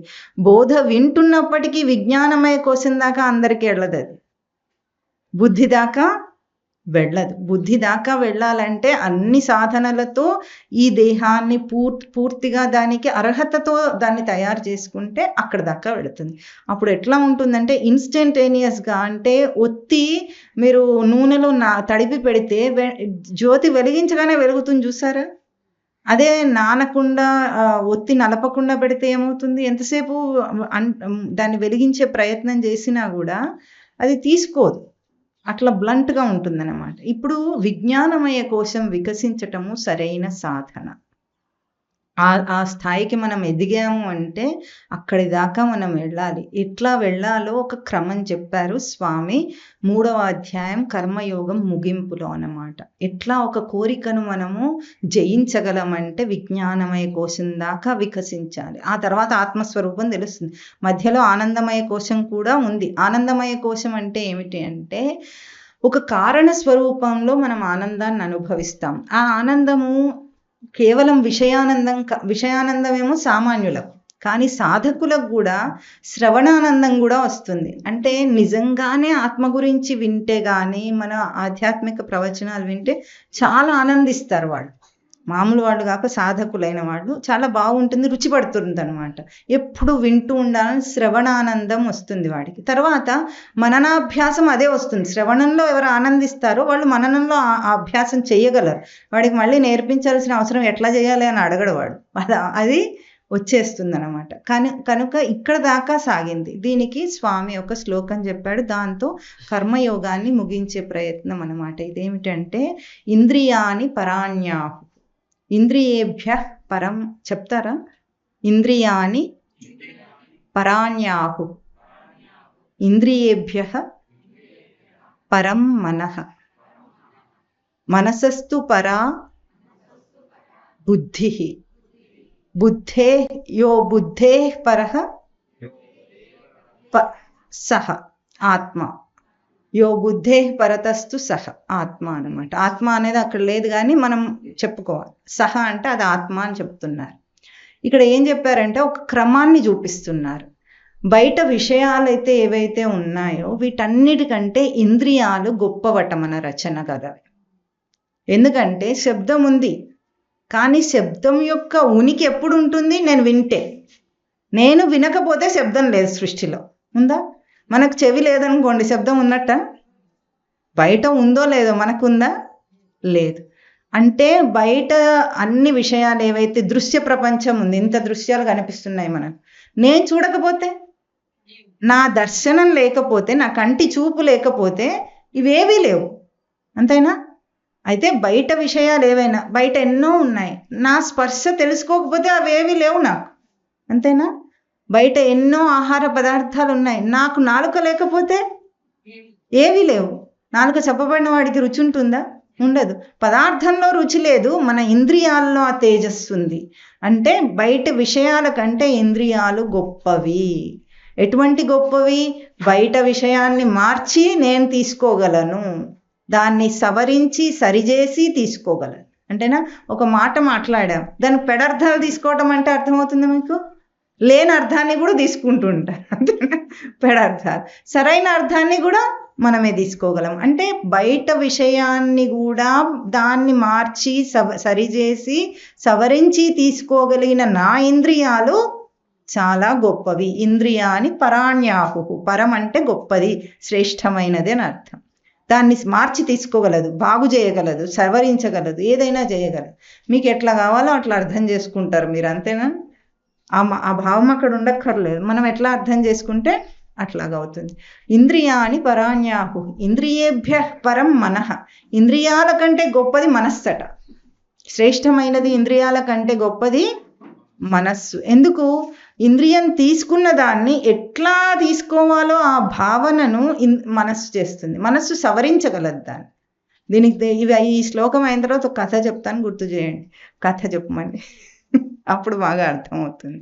ఇంద్రియేభ్య పరం మనః, మనస్సు ఏం చేయగలదు? ఎప్పుడైతే మనస్సు అంటే మనోమయ కోశం దాకా శుద్ధి చేసే సాధనలు మనం చేస్తే ఆ మనస్సు చాలా గొప్పదట. లోకంలో మీకు తెలుసా అందరికంటే గొప్ప శత్రువు ఎవరు? మనస్సు. అందరికంటే గొప్ప మిత్రుడు ఎవరు? మన మనస్సే మన శత్రువు, మన మనస్సే గొప్ప మిత్రుడు. ఇంతకంటే గొప్పది లోకంలో ఎవ్వరు. మనను బాధించగలిగింది మన మనస్సే, మనం సంతోష పెట్టగలిగింది మన మనస్సే. బయటివన్నీ ఉట్టుట్టి కారణాలు. ఎట్లాంటివి? ఉట్టుట్టి కారణాలు, మనం చూపించుకునేవి కదప్ప. మన మనస్సు వల్ల మనం సంతోషంగా ఉన్నాం, మన మనస్సు వల్ల మనం బాధగా ఉన్నాం. బాధ తీసేసుకోవాలంటే ఎవరిని ఏమన్నది, ఏం చేయాలి? మన మనసును బాగు చేసుకోవాలి, అంతే. ఈ మనస్సు ఇంత గొప్ప రచన అయి ఉండగా ఈ మనస్సు బయట విషయాలన్నిటి కూడా సరిగ్గా గ్రహించగలదు, సరిగ్గా కాకుండా చేయగలదు. ఇప్పుడు చూడండి, టీవీలో ఎన్నో వస్తాయి, ఫోన్లో ఎన్నో వస్తాయి. దాన్ని బాగు చేసుకోవడానికి ఉపయోగించుకుంటామా, చెడగొట్టుకోవడానికి ఉపయోగించుకుంటామా అన్నది మన చేతుల్లో ఉన్నదే కదా అంతా. అవునా? అట్లాగే మన మనస్సు ఏ విషయాన్నైనా బాగు చేసుకుంటుందా, బాగు చేసుకోవడానికి వాడుకుంటుందా, చెడగొట్టుకోవడానికి వాడుకుంటుందా? ఏ అవకాశాన్నైనా సరే, ఒక మనిషి తిడితే కూడా మనం బాగుపడచ్చు తిట్లోంచి. అది ఎందుకన్నాడు అని మనం ఆలోచిస్తే సరిపోయింది, బాగు చేసుకుంటాం. ఎందుకన్నాడు అంటే ఇక అయిపోయింది, అక్కడితో దాన్ని చెడగొట్టుకోవడానికే వాడుకుంటున్నాం. కనుక ఆ మనస్సు చాలా గొప్పదట, శ్రేష్టమైనదట. ఇంద్రియాని పరాణ్యాహు ఇంద్రియేభ్య పరం మనః మనసస్తు పరా బుద్ధి. మనసు కంటే పరమైనదేమిటి? బుద్ధి. మనసు పరమైందంటే శ్రేష్టమైందని అర్థం. మనస్సు కంటే పరమైంది, శ్రేష్టమైంది బుద్ధి అట. ఎందుకంటే ఎప్పుడైనా మనస్సు అటు ఇటుగా వేషాలు వేస్తే ఎవరు బుద్ధి చెప్పాలి? బుద్ధి చెప్పాలి.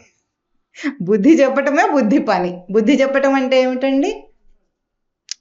బుద్ధి అంటే కంట్రోల్ చేయటము, బాగు చేయటం అని మనం అనుకుంటూ ఉంటాం. కానీ బుద్ధి యొక్క మంచి లక్షణం ఏమిటంటే, లోపల నుండి దానికి ఏదైతే సచ్చిదానంద కిరణాలు వస్తున్నాయో దాన్ని మనకు తెచ్చి అందిస్తుంది అన్నమాట. ఇప్పుడు మంచి చెడు విచక్షణ మనం దేని ప్రమాణంగా చేస్తాం? బుద్ధి పోల్చుకోవాలి కదా. ఇది మంచి, ఇది చెడు అని ఎట్లా అనుకుంటుంది? ఒకడికి మంచి అయింది, ఇంకోటికి మంచిగా అనిపించదు కదా. అవన్నీ ఇష్టాల మీద ఆధారపడి ఉంటాయి. బుద్ధి మాత్రం నిజంగా బుద్ధి ఉన్నవాడు ఆత్మ ప్రమాణంగా బాగు చేసుకుంటాడు. అందుకే నీకు అంతరాత్మ లేదా అని అంటారన్నారు. అంటే బుద్ధి ఉన్నవాడు ఆ అంతరాత్మలో సచ్చిదానంద స్వరూపం అని ఇందాక మనం చెప్పుకున్న ఆ స్వరూపాన్ని ప్రమాణంగా పెట్టుకొని మంచి నిర్ణయం తీసుకోగలుగుతాడు. లేకపోతే లోకానికి తగ్గట్టు నడుస్తాడు వాడు. లోకం చెప్పే నిర్ణయాలన్నీ కరెక్ట్ అంటాడు. ఇందాక ఎవరో చెప్పారు కదా, ఈవిడ లోకం వాళ్ళు పెళ్లి చేయలేదు అంటుందని పెళ్లి చేస్తారట. కష్టసుఖాలు లోకం అనుభవిస్తుందా, మనం అనుభవిస్తామా, మన పిల్లలు అనుభవిస్తారా? మరి లోకం కోసం పెళ్ళెందుకు? మరీ విడ్డూరం అనమాట. అంటే లోక ప్రమాణాన్ని తీసుకుంటున్నాం. బుద్ధి ఉన్నవాడు ఆత్మ ప్రమాణాన్ని తీసుకుంటాడు, శాస్త్ర ప్రమాణాన్ని తీసుకుంటాడు. తస్మాత్ శాస్త్రం ప్రమాణంతే కార్యాకార్య వ్యవస్థితం అని భగవద్గీత చెప్తుంది. కార్యం అకార్యం, ఏది చేయాలో ఏది చేయకూడదో ఏ ప్రమాణం శాస్త్ర ప్రమాణంగా తీసుకోవాలి. శాస్త్రం అంటే ఎవడో మనిషి రాసింది అనుకోవద్దు.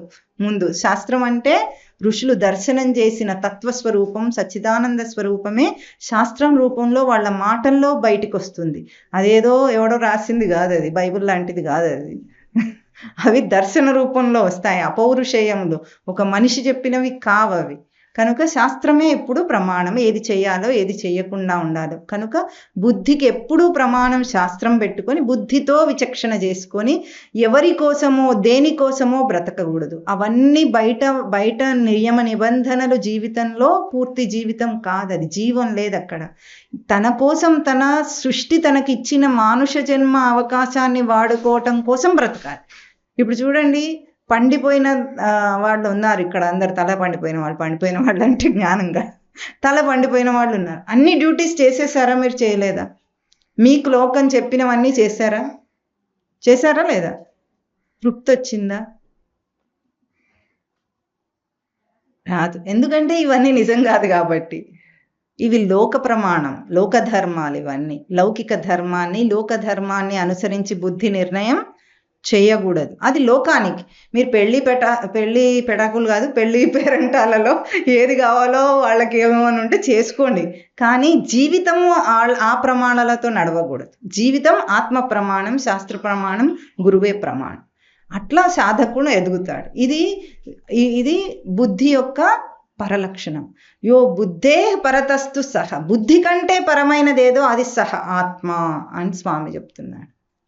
ఎట్లా బుద్ధి కంటే అంటే, బుద్ధికి తేజస్సు ఎక్కడి నుండి వస్తుంది? బుద్ధి విచక్షణ ఎట్లా చేయగలుగుతుంది అంటే, మొట్టమొదటి గుర్తించండి, మీరు ఎప్పుడు ఏ తప్పు చేసినా ముందు తెలిసేది మీకే. అవునా? చిన్న మాట కస్సు అనటం దగ్గర నుండి పెద్ద అపరాధం దాకా లోకంలో మనం చూపించిన ఏ అపరాధాలు, దొంగతనాలు, మోసాలు, మానభంగాలు, హత్యలు, ఇంకేమేమి ఉంటాయో లోకంలో అవన్నీ కూడా ముందు ఎవరికి తెలుస్తాయండి? వాడికే తెలుస్తాయి. ఆ తర్వాత ఇంకెవరికైనా తెలుస్తాయి, కానీ చేసేవాడికి తెలియకుండా ఏమీ జరగటం లేదు. ఎందుకు తెలుస్తున్నాయి అవన్నీ చెప్పండి చూద్దాం.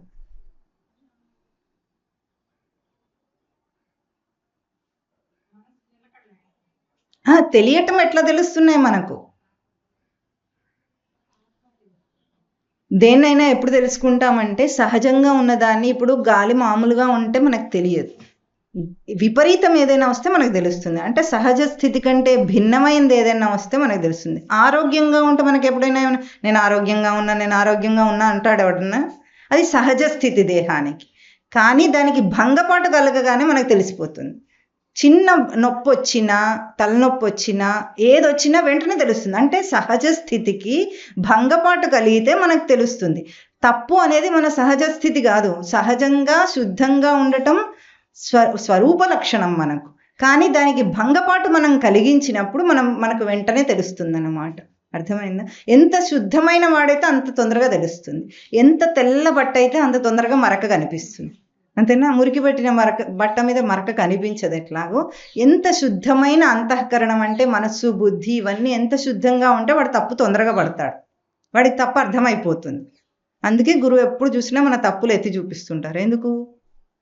గురువు శుద్ధ స్వరూపుడు కనుక తప్పులన్నీ బాహాటంగా కనిపిస్తూ ఉంటాయి. మనకేమో అర్థమే కావు ఎంత చెప్పినా కూడా. ఎందుకంటే మన మనస్సు, అంతఃకరణం అంతా మురికి పట్టుంది. ఇవన్నీ మన అన్ని పంచకోశాలన్నీ మురికి పట్టున్నాయి కనుక అర్థం కాదు.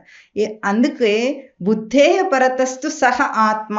ఏది నీకు తెలుస్తుందో అంతరాత్మ ప్రమాణంగా, ఇందాక చెప్పుకున్నాం సత్, ఉనికి, ఆత్మ నిరంతరంగా మన లోపల ప్రవర్తన రూపంలో ఉంది. అది శుద్ధ చైతన్య స్వరూపం. అంటే జడం కాదు, ఎప్పుడు ప్రవర్తనాత్మకంగా ఉందన్నమాట. చైతన్యం ఉండటం వల్లనే ఇదంతా వ్యవస్థ నడుస్తుంది.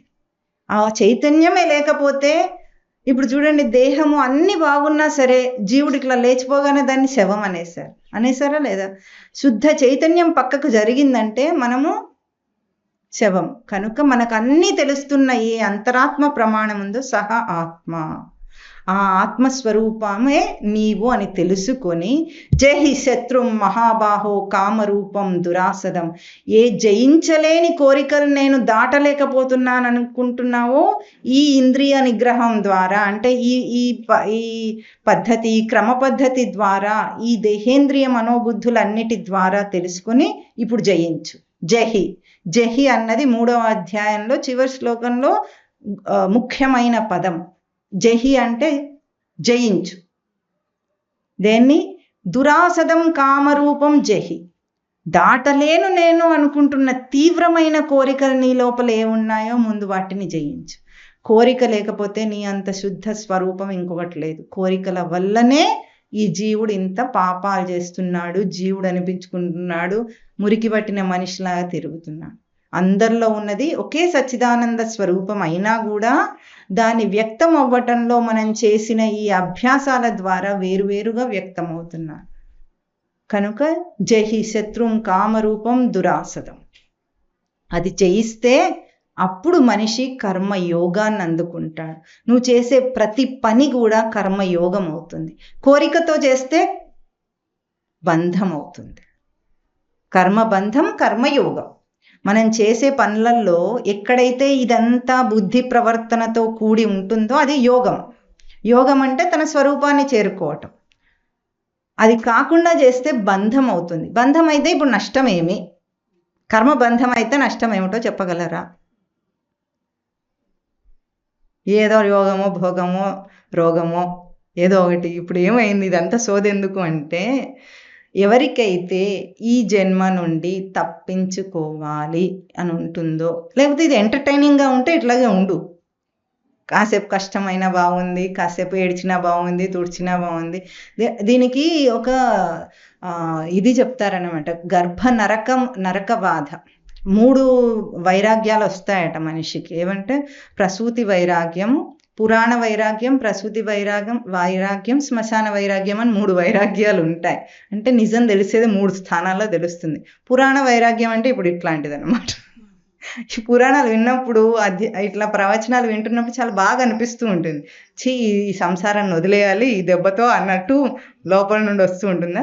ఇక్కడ మట్టుకే ఉంటుంది. ఆ గేట్ దాటితే అంతా ఎవరిది వాళ్ళకి ఇచ్చేసి మఠానికి ఇచ్చేసి వెళ్ళిపోతారు.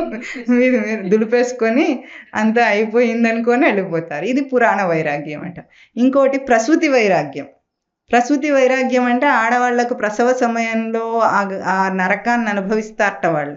ఇప్పుడు సిజరీన్ చేస్తే ప్రసూతి వైరాగ్యాలు ఉండవు, మత్తులోనే జరిగిపోతుంది అంతా. కనుక ప్రసూతి వైరాగ్యం ఎటువంటిదంటే ఆ సమయంలో ఈ కోరిక తీర్చుకోవటం కోసం కించిత్ కామభావంతో చేసిన ప్రక్రియ కోసం ఇంత నరకాన్ని అనుభవిస్తున్నాను. ఏది స్త్రీ పురుష సాంగత్య కామ భోగము తుచ్చమైన కామం, అన్నిట్లో పశుతుల్యమైంది.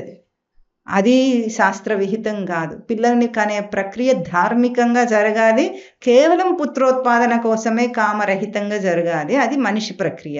ఇది కాకుండా చేస్తే వాడు పశువే.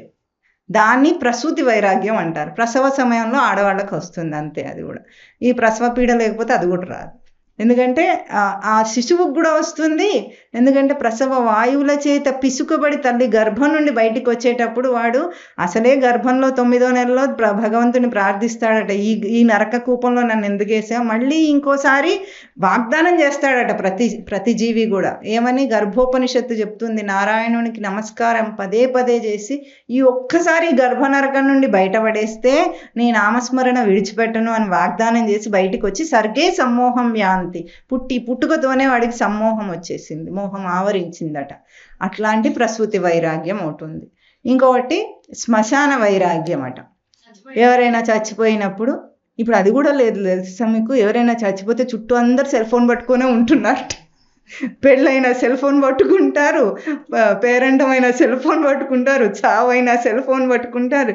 ఇక్కడ సెల్ ఫోన్ అలౌ చేయలేదు కాబట్టి మీరు పట్టుకోలేదు, కానీ లేకపోతే ఎక్కడికి వెళ్ళినా వాడు సెల్ ఫోన్ ప్రపంచంలోనే మాయలోనే బతుకుతుంటాడు. కాబట్టి శ్మశాన వైరాగ్యం ఎందుకు వస్తుంది, దేహం ఇంతే కదా అని అర్థమవుతుంది. రేపు మనం కూడా ఇంతే కదా. ఈ దేహాన్ని చాలా పౌడర్లు సెంట్లు కొట్టుకొని చాలా మెయింటెనెన్స్ చేసి మంచి మంచి బట్టలు వేస్తుంటే అక్కడ నగలు అవన్నీ వేసి అలంకరిస్తామా.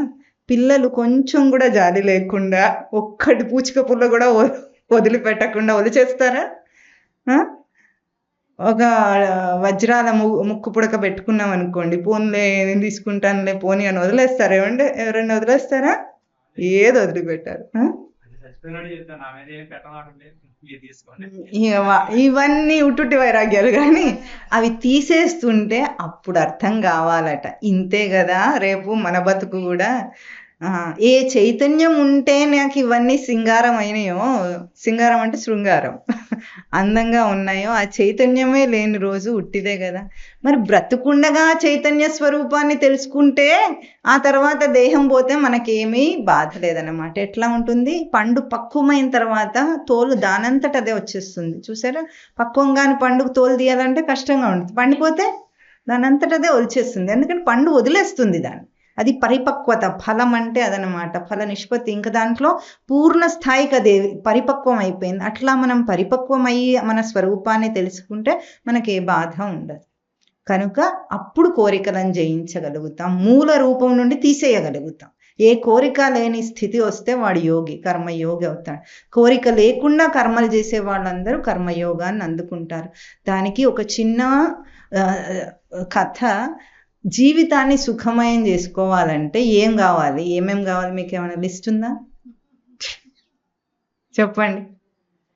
మన సుఖం ఎప్పుడు కూడా పరాధీన సుఖం అన్నమాట. పరాధీనం అంటే అన్ని కండిషన్స్ బాగుంటే అప్పుడు నేను సుఖంగా ఉంటాను, అంతేనా? అటువంటిది కళ్ళ అంటే అబద్ధం, జరగదు సృష్టిలో. కనుక ఒక చిన్న కథ చెప్తాడు. ఎందుకంటే మీరందరు ఇక్కడ ఎక్కువగా పెద్దవాళ్ళు ఉన్నారు. అందరు పెద్దరికం అసలు ఎట్లా ఉండాలి, ఈరోజు సమాజం ఎట్లా ఉందండి? అస్తవ్యస్తంగా ఉందా లేదా? చెడిపోయిందా లేదా? ఎవరి కారణం? ఎవరు కారణం? దొంగెవరు? చెప్పండి, దొంగలెవరు? అందరు దొంగలే. కానీ మూల దొంగల ముఠా నాయకుడు ఒకడు ఉంటాడు. వాడెవరంటే ఇంట్లో ఎవరు పెద్దవాళ్ళు ఉంటారో వాళ్ళే. అందరు ఏమనుకుంటారు, జాలి పడకుండా వాళ్ళని తిడతారా మీరు? పిల్లలేమో చూసుకోకుండా వెళ్ళిపోయారు వాళ్ళను. అందరూ పిల్లలందరూ ఎక్కడికొక్కడికి వెళ్ళిపోతున్నారు చూసుకోకుండా, పెద్దవాళ్ళ మీద జాలి పడాలంటారు. ఇది ఉట్టుట్టి జాలన్నమాట. ఎందుకంటే పిల్లలు ఎక్కడికైనా వెళ్ళిపోవాలంటే కారణం ఎవరో చెప్పండి. ట్రైనింగ్ ఎవరిచ్చారో వాళ్ళకు? మనమే కదా. మనం సమాజంలో ఏర్పరిచిన నియమ నిబంధనల ప్రకారంగా నడుచుకుని వాడికి ఏం నేర్పించామో వాడు అదే చేస్తున్నాడని అర్థం. వాడి తప్పు ఇంత కూడా లేదు. ఎవరిది తప్పు? ముందు నుండే జీవిత పరమార్థాన్ని తెలుసుకొని మనము తెలుసుకోకుండానే వాళ్ళని పెంచేసి, వాళ్ళకు కూడా కనీసం ఇప్పుడన్నా వాళ్ళకి చెప్దామని అనుకోకుండా, ఈ భగవద్గీత జ్ఞానయజ్ఞం అనేది ఓన్లీ పెద్దవాళ్ళ కోసమే అనుకొని ఎవరైనా చిన్నపిల్లల్ని తీసుకొస్తారండి? తీసుకురారు. వాళ్ళు కదా తెలుసుకోవాల్సింది, బాగుపడాల్సింది. అసలు ఆ ప్రయత్నమే చేయని ఈ దొంగల ముఠా నాయకులు ఎవరైతే ఉన్నారో వాళ్ళు ఈ సమాజాన్ని చెడగొడుతున్నారు. కనీసం వీడు ఏమంటాడంటే, మీరు జీవితాన్ని అంతా చూశారు కదా, కష్ట నష్టాలు ఒడిదుడుకులు అన్నీ వచ్చినాయి కదా, వస్తాయని వాడికి హెచ్చరికిస్తున్నారా? పోనీ సరైన గైడ్ లైన్స్ ఇవ్వాలా వద్దా? ఇవన్నీ వస్తాయి, చేసేటప్పుడు బ్రతికేటప్పుడు కష్టాలు వస్తాయి, వాడికి నేర్పించాలి. అది నేర్పించకుండా మీరు ఇంకా నేర్చుకోలేదని చెప్పండి. ఆ తర్వాత మీరే గనక నిజంగా భగవద్గీత అధ్యయనం చేసి సాధన చేసిన సాధకులు అయితే నేర్పించకుండా ఉండరు. పెద్దల పాత్ర లేకుండా పిల్లలు చెడిపోరు, సమాజం చెడిపోదు. ఇది ముందు ఒప్పుకోవాలి. ఆ తర్వాత మీ పాత్ర అయిపోయింది అనుకోండి, మీరు చెప్పినా వాడు వినట్లేదు, అప్పుడు మీ మీద భారం లేదు ఇంకా. కానీ చెప్పకపోతే మాత్రం తప్పే. ఎందుకంటే యద్యదాచరతి శ్రేష్ఠ తత్తదేవ ఇతరో జన. శ్రేష్ఠులైన వాళ్ళు ఏది ఆచరిస్తే ఇతరులైన జనాలు దాన్నే ఆచరిస్తారు. ముందు ఎవరిదంటే గురువుల బాధ్యత. గురువు ప్రామాణికమైన వ్యక్తి కనుక గురువు యొక్క ప్రవర్తన మొత్తం అందరూ అనుసరిస్తారు కనుక అక్కడ శ్రేష్టమైన పదవి అది. వాళ్ళు సరిగ్గా ఉండాలి, గురువులందరూ సరిగ్గా ఉండాలి, వాళ్ళ బాధ్యత అది. తర్వాత సమాజంలో ఉన్న పాలక వ్యవస్థ వాళ్ళు బాధ్యులు కదా, వాళ్ళు ఏదో చేస్తే ప్రజలు అది చేస్తారు. యథా రాజా తథా ప్రజ, వాళ్ళు బాధ్యులు. తర్వాత ఒక గ్రామాధిపతి ఉంటే వాడు బాధ్యుడు. తర్వాత ఇంటి అధిపతి ఎవరు యజమాని ఉంటాడో వాడు బాధ్యుడు. ఎవరెవరు శ్రేష్టమైన పదవిలో అంటే నిన్ను ఎవరో ఒకరు అనుసరిస్తారు అంటే నువ్వు సరిగ్గా ఉండాలి, బాధ్యత అది. మనం ఇష్టం వచ్చినట్టు ప్రవర్తించి మన జీవితం అయిపోయి ఇప్పుడు ఏడుస్తూ వానికి అదే ప్రమాణాలు చూపించాం గనుకనే సమాజం చెడిపోయింది. అంతే కదా. ఏ ఒక్క ఇంట్లోనన్నా ప్రశాంతంగా తల్లిదండ్రులు ఉండడం పిల్లలు చూస్తున్నారా?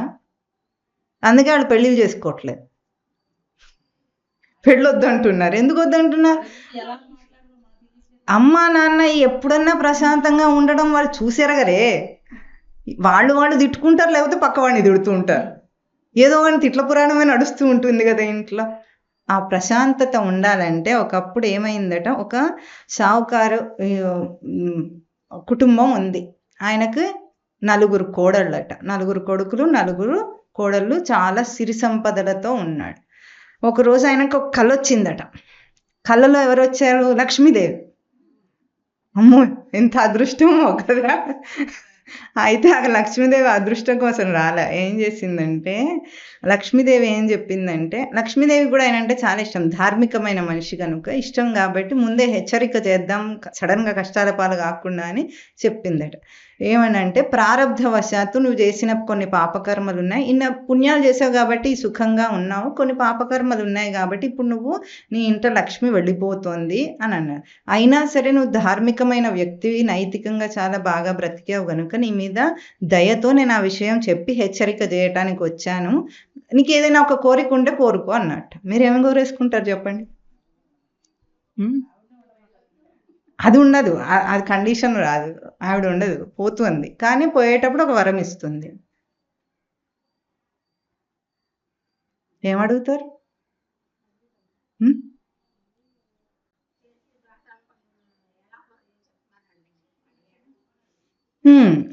ఆయన కొంచెం తెలివైన వాడు కాబట్టి ఏమడిగాడంటే, నా ఇంట సుఖశాంతులు ఎప్పుడూ పోకూడదు అన్నట్ట. అది ఎట్లా, డబ్బు లేకుండా సుఖశాంతులు ఎక్కడుంటాయని మనం అనుకుంటాం, కానీ ఆయన అట్లా అనుకోలే. డబ్బు పోతే పోనువు కానీ సుఖశాంతులు మాత్రం ఉండాలి. ఇప్పుడు దరిద్ర దేవత రాబోతోంది కదా, మరి సిరి పోయి దరిద్రం వస్తుంది కాబట్టి సుఖశాంతులు మాత్రం పోకుండా ఉండేటట్టు మమ్మల్ని చూసుకో అన్నాడు. ఒకరోజు ఆ మర్నాడే మొదలైంది కథ. ఏమంటే, అంటే దాని కొన్ని సిమ్టమ్స్ ఉంటాయన్నమాట. మన ఇంట్లో దరిద్ర దేవత తాండవించబోతుంది అని చెప్పడానికి ఈ కథలో కొన్ని చూపిస్తారు లక్షణాలు. ఏమిటంటే, ఆ రోజు పెద్ద కోడలు వంట చేస్తోందట. ఆవిడ ఉప్పేసేసింది. ఉప్పేసి పక్కకెళ్ళి ఏదో పని చేసుకుందామని పక్కకెళ్ళిపోయింది. రెండో కోడలు వచ్చింది, దాన్ని కలియబెట్టేసింది. ఉప్పేసిందో లేదో తెలియకుండా ఈవిడ కూడా ఉప్పేసిందట. మళ్ళీ ఆవిడ కూడా మళ్ళీ పని చేసుకోవడానికి వెళ్ళిపోయిందట. మళ్ళీ మూడో కోడలు వచ్చింది, మీకు అర్థమైపోయింది. నాలుగో కోడలు కూడా వచ్చింది. అంతేనా? నలుగురు వచ్చి నాలుగింతలు ఉప్పు ఎక్కువైంది ఆ కూరలో. అది మామగారికి ముందు వడ్డించారు. ధార్మికమైన ఒక లక్షణమైన కుటుంబం కదా, ముందు పెద్దవాళ్ళు తింటారు. అది ఆయన మామగారికి వడ్డించారు. ఆయన నోట్లో పెట్టుకోగానే తెలుస్తుంది కదా. తెలిసినా సరే ఆయన మొహంలో హావభావాల్లో కూడా తేడా రాకుండా తినేశాడట. తర్వాత పెద్ద కొడుకుకు వడ్డించారట. పెద్ద కొడుకు నోట్లో పెట్టుకోగానే అర్థమైపోయింది. ఆయన పెద్ద కొడుకు ఒక్కటే మాట అన్నాడట, నాన్నగారు ఇది తిన్నారా అన్నట్టు. తిన్నారు, ఏమైనా అన్నారా అన్నాడు. ఏమనలేదు అంటే ఆయన కూడా గబుక్కున కొంచెం తేడా కూడా రాకుండా తినేశాడు. తర్వాత మూడో కొడుకు వచ్చాడు, అతను కూడా అట్లాగే తిన్నాడు. నాలుగో కొడుకు కూడా సేమ్ ప్రశ్న, నాన్నగారు తిన్నారా? తిన్నారు, ఏమన్నా అన్నారా? అనలేదు, సరే తినేశారు. అత్తగారు కూడా మళ్ళీ అదే చేసింది. అందరూ గబుక్కున సైలెంట్గా తిన్నారట. అందులో ఉప్పు ఎక్కువైందన్న మాట బయటికి రాలేదు అసలు. ఆ రోజు అప్పుడు మళ్ళీ ఆ సావుకారు గారికి కళ వచ్చింది. లక్ష్మీదేవి వచ్చేసిందట, తిరిగి వచ్చేసిందట. దరిద్ర దేవత వెళ్ళిపోతుందట. ఏమైందమ్మా ఉండలేదు ఇక్కడ అంటే, మీరు ఇంత శాంతంగా ఉంటే నేను ఎట్లా ఉంటానండి? అందరు కలిసి 1 కేజీ ఉప్పు తిన్నారు, కుయ్యమని కూడా ఒక మాట కూడా అనట్లేదు. మీరు ఇంత సుఖశాంతులు ఉన్న చోట నేను ఎట్లా ఉంటానని దరిద్ర దేవత వెళ్ళిపోయి మళ్ళీ లక్ష్మీదేవి వచ్చేసిందట. అంటే కనీసం బయటికి అది తెలియకుండా ప్రవర్తించే అంత స్థిరత్వము, దాన్ని స్థితప్రజ్ఞత అంటారు. ఆ స్థిరత్వం ఉంటే సుఖశాంతులు ఉన్న చోట, శాంతి ఉన్న చోట అన్ని సిరులు ఉంటాయి. చాలా చిన్న విషయం కానీ అట్లా చెయ్యాలంటే ఎంత ఇంద్రియ నిగ్రహం ఉండాలి. మనం ఇవాళ చెప్పుకున్న మొత్తం పంచకోశాలు శుద్ధైపోయి ఇంద్రియ నిగ్రహం ఉంటే తప్ప అట్లా ఉండగలడా? ఒక్క రవ్వ ఉప్పు ఎక్కువ అయితేనే మనం ఎంత ఓర్చుకోలేకుండా భూకంపాన్ని సృష్టిస్తాం.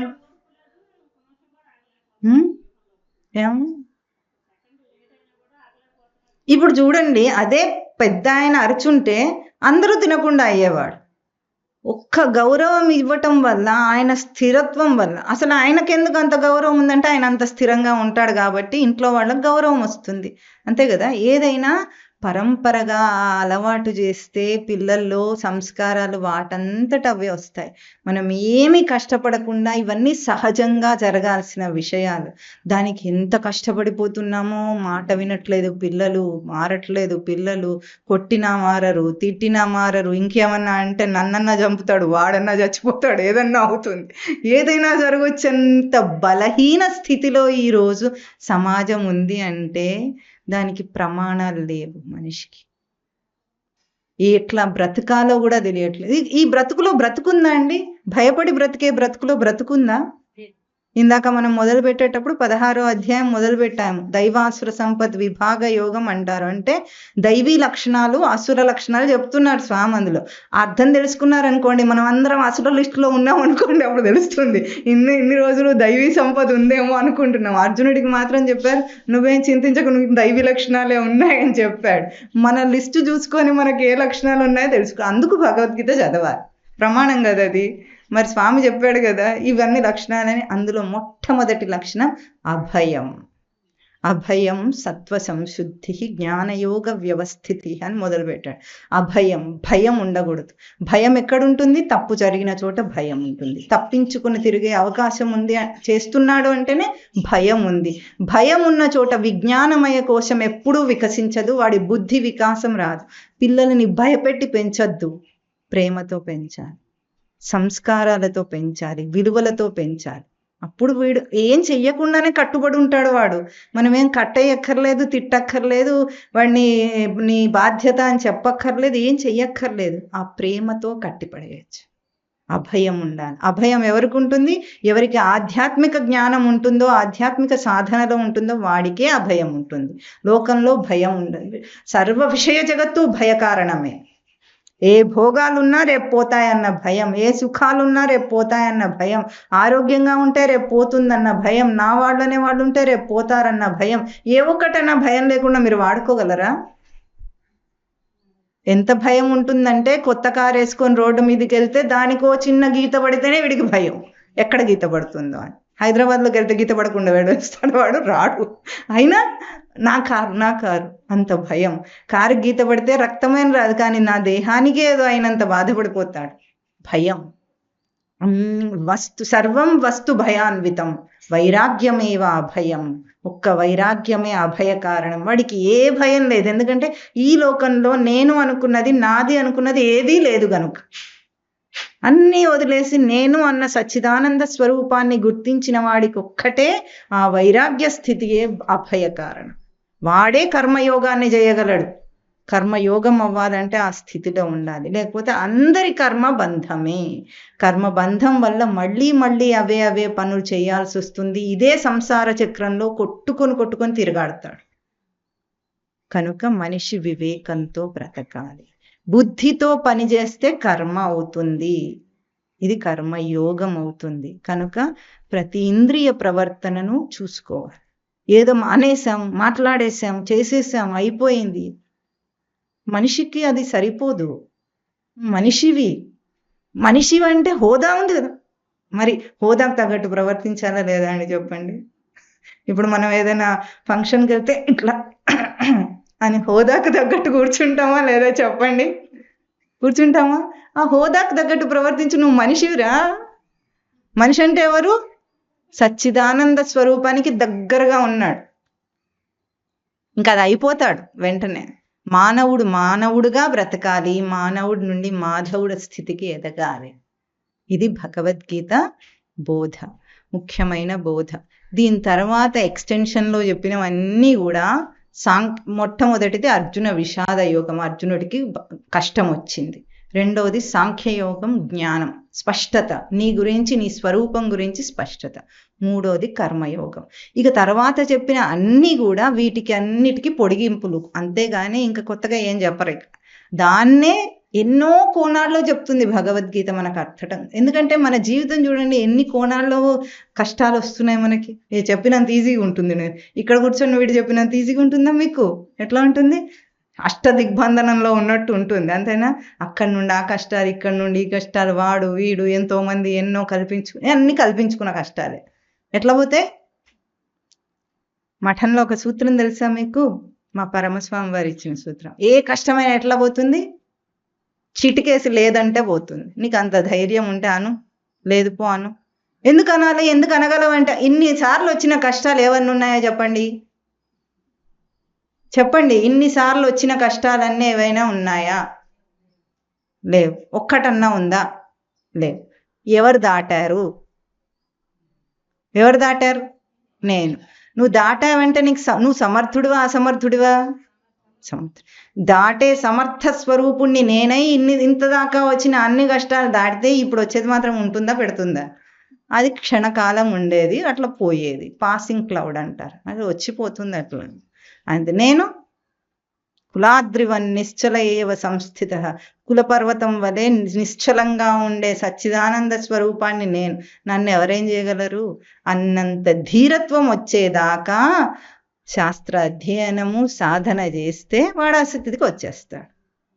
ఇది కర్మయోగం చెప్పేది. జై శత్రు మహాబాహు, శత్రు రూపమైన ఈ కోరికను జయించు. అన్నిటికంటే ప్రబలమైన శత్రువు నీ కోరిక. దాన్ని జయిస్తే నిన్ను కష్టపెట్టేవాడు సృష్టిలో ఎవడు ఉండడు. కనుక ఇది కర్మయోగము. దీన్ని అభ్యాసం చేయాలి. విన్నంత మాత్రాన ఏది సరిపోదు. ఇదివరకు ఒక ఉపమానం చెప్పాడు. స్వీట్ షాప్కి వెళ్ళి 1 kg స్వీట్ కొనుక్కునే ముందు మీకు ఏం చేస్తారు వాళ్ళు? శాంపుల్కి ఒకటి ఇస్తారు, అంతేనా? ఈ భగవద్గీత జ్ఞాన యజ్ఞాలు శాంపుల్ మాత్రమే. స్వీట్ అంతా లోపల ఉంది. ఇంకా అది తీసుకోవడానికి ఎవరైనా స్వీట్ షాప్కి వస్తారేమో అని మేము షాప్ తెరుచుకొనే కూర్చున్నాం. రోజు 10 గంటలకు సత్సంగం అని పెట్టి ఇక్కడ భగవద్గీత అధ్యయనం చేయబడుతుంది అని మా ప్రజలందరికీ కూడా చెప్పాము. అయినా కూడా ఒక్క ఆయన వస్తున్నారు, ఇంకెవరు రావట్లేదు. అంటే ఎవరికి స్వీట్లు అక్కర్లేదని మాకు అర్థమైందన్నమాట. కనుక ఇది శాంపుల్ మాత్రమే. షుగర్ వచ్చింది అందరికీ. ఈ స్వీట్ తింటే షుగర్ పెరగదు. దేహానికి వచ్చిన షుగర్ కదా అది. ఈ స్వీట్ దేనికి? ఆత్మకు. కాబట్టి దానికి గిగర్లు రావు. షుగర్కి మనం వస్తామో మనకు షుగర్ వస్తుందో చెప్పండి అని అనుకుంటాం మనం. మీకు తెలుసా? మీరు పట్టించుకోకపోతే రాదు. అంటే షుగర్కి మీరు తగలాలన్నమాట. మీరు గుర్తిస్తే షుగర్ ఉంటుంది, గుర్తించకపోతే ఏం చేస్తుంది? అది ఉండి కూడా ఏం చేయలేదు. ఏదొచ్చినా ఇట్లా దులుపుకోగలిగారు అనుకోండి, పోతుంది. పట్టుకుంటే ఉంటుంది, అంతే కదా. పట్టు విడిపి ఎవరి చేతిలో ఉంది? అదేం చేస్తుంది మనని? అసలు ఏది మనని ఏం చేయలేదు. అంత ధైర్యంగా మనిషి తయారు కావాలి. ఇది విలువలతో జీవితం. అప్పుడు మనుషులు, చిన్నపిల్లలు ఇప్పుడు చంపేస్తున్నారు, చచ్చిపోతున్నారు చూసారా? ఆత్మహత్యలు, చిటికి మాటికి ఆత్మహత్యలు చేసుకుంటుంటారు, ఫ్యాషన్ లాగా. అది కూడా అట్లాంటి పిచ్చులు ఉండవు. సమాజానికి భగవద్గీత అవసరం ఇప్పుడు. కనుక అందరూ కూడా చక్కగా భగవద్గీత పుస్తకం తీసుకొని ప్రవచనాలు విని బాగుపడాలని శ్రీకృష్ణానంద మఠం ఆశించి ఈ కార్యక్రమాన్ని మొదలుపెట్టింది. అయితే కొంతకాలం మళ్ళీ దీనికి బ్రేక్ వస్తుంది. అంటే ఈ నెల జరిగే కార్యక్రమానికి కొంత ఇక్కడ మీరు చూస్తున్నారు కదా, ఇప్పుడు టెంట్ వేశారు అక్కడ. రాత్రి ఏమో వర్షం వచ్చి టెంట్ని ఎగరేసింది, కనుక అది ఒక నీటి మడుగయింది. ఇప్పుడు వ్యవస్థ సరిగా లేదు కనుక కొంతకాలం పాటు ఈ కార్యక్రమం ఆపబోతున్నాము.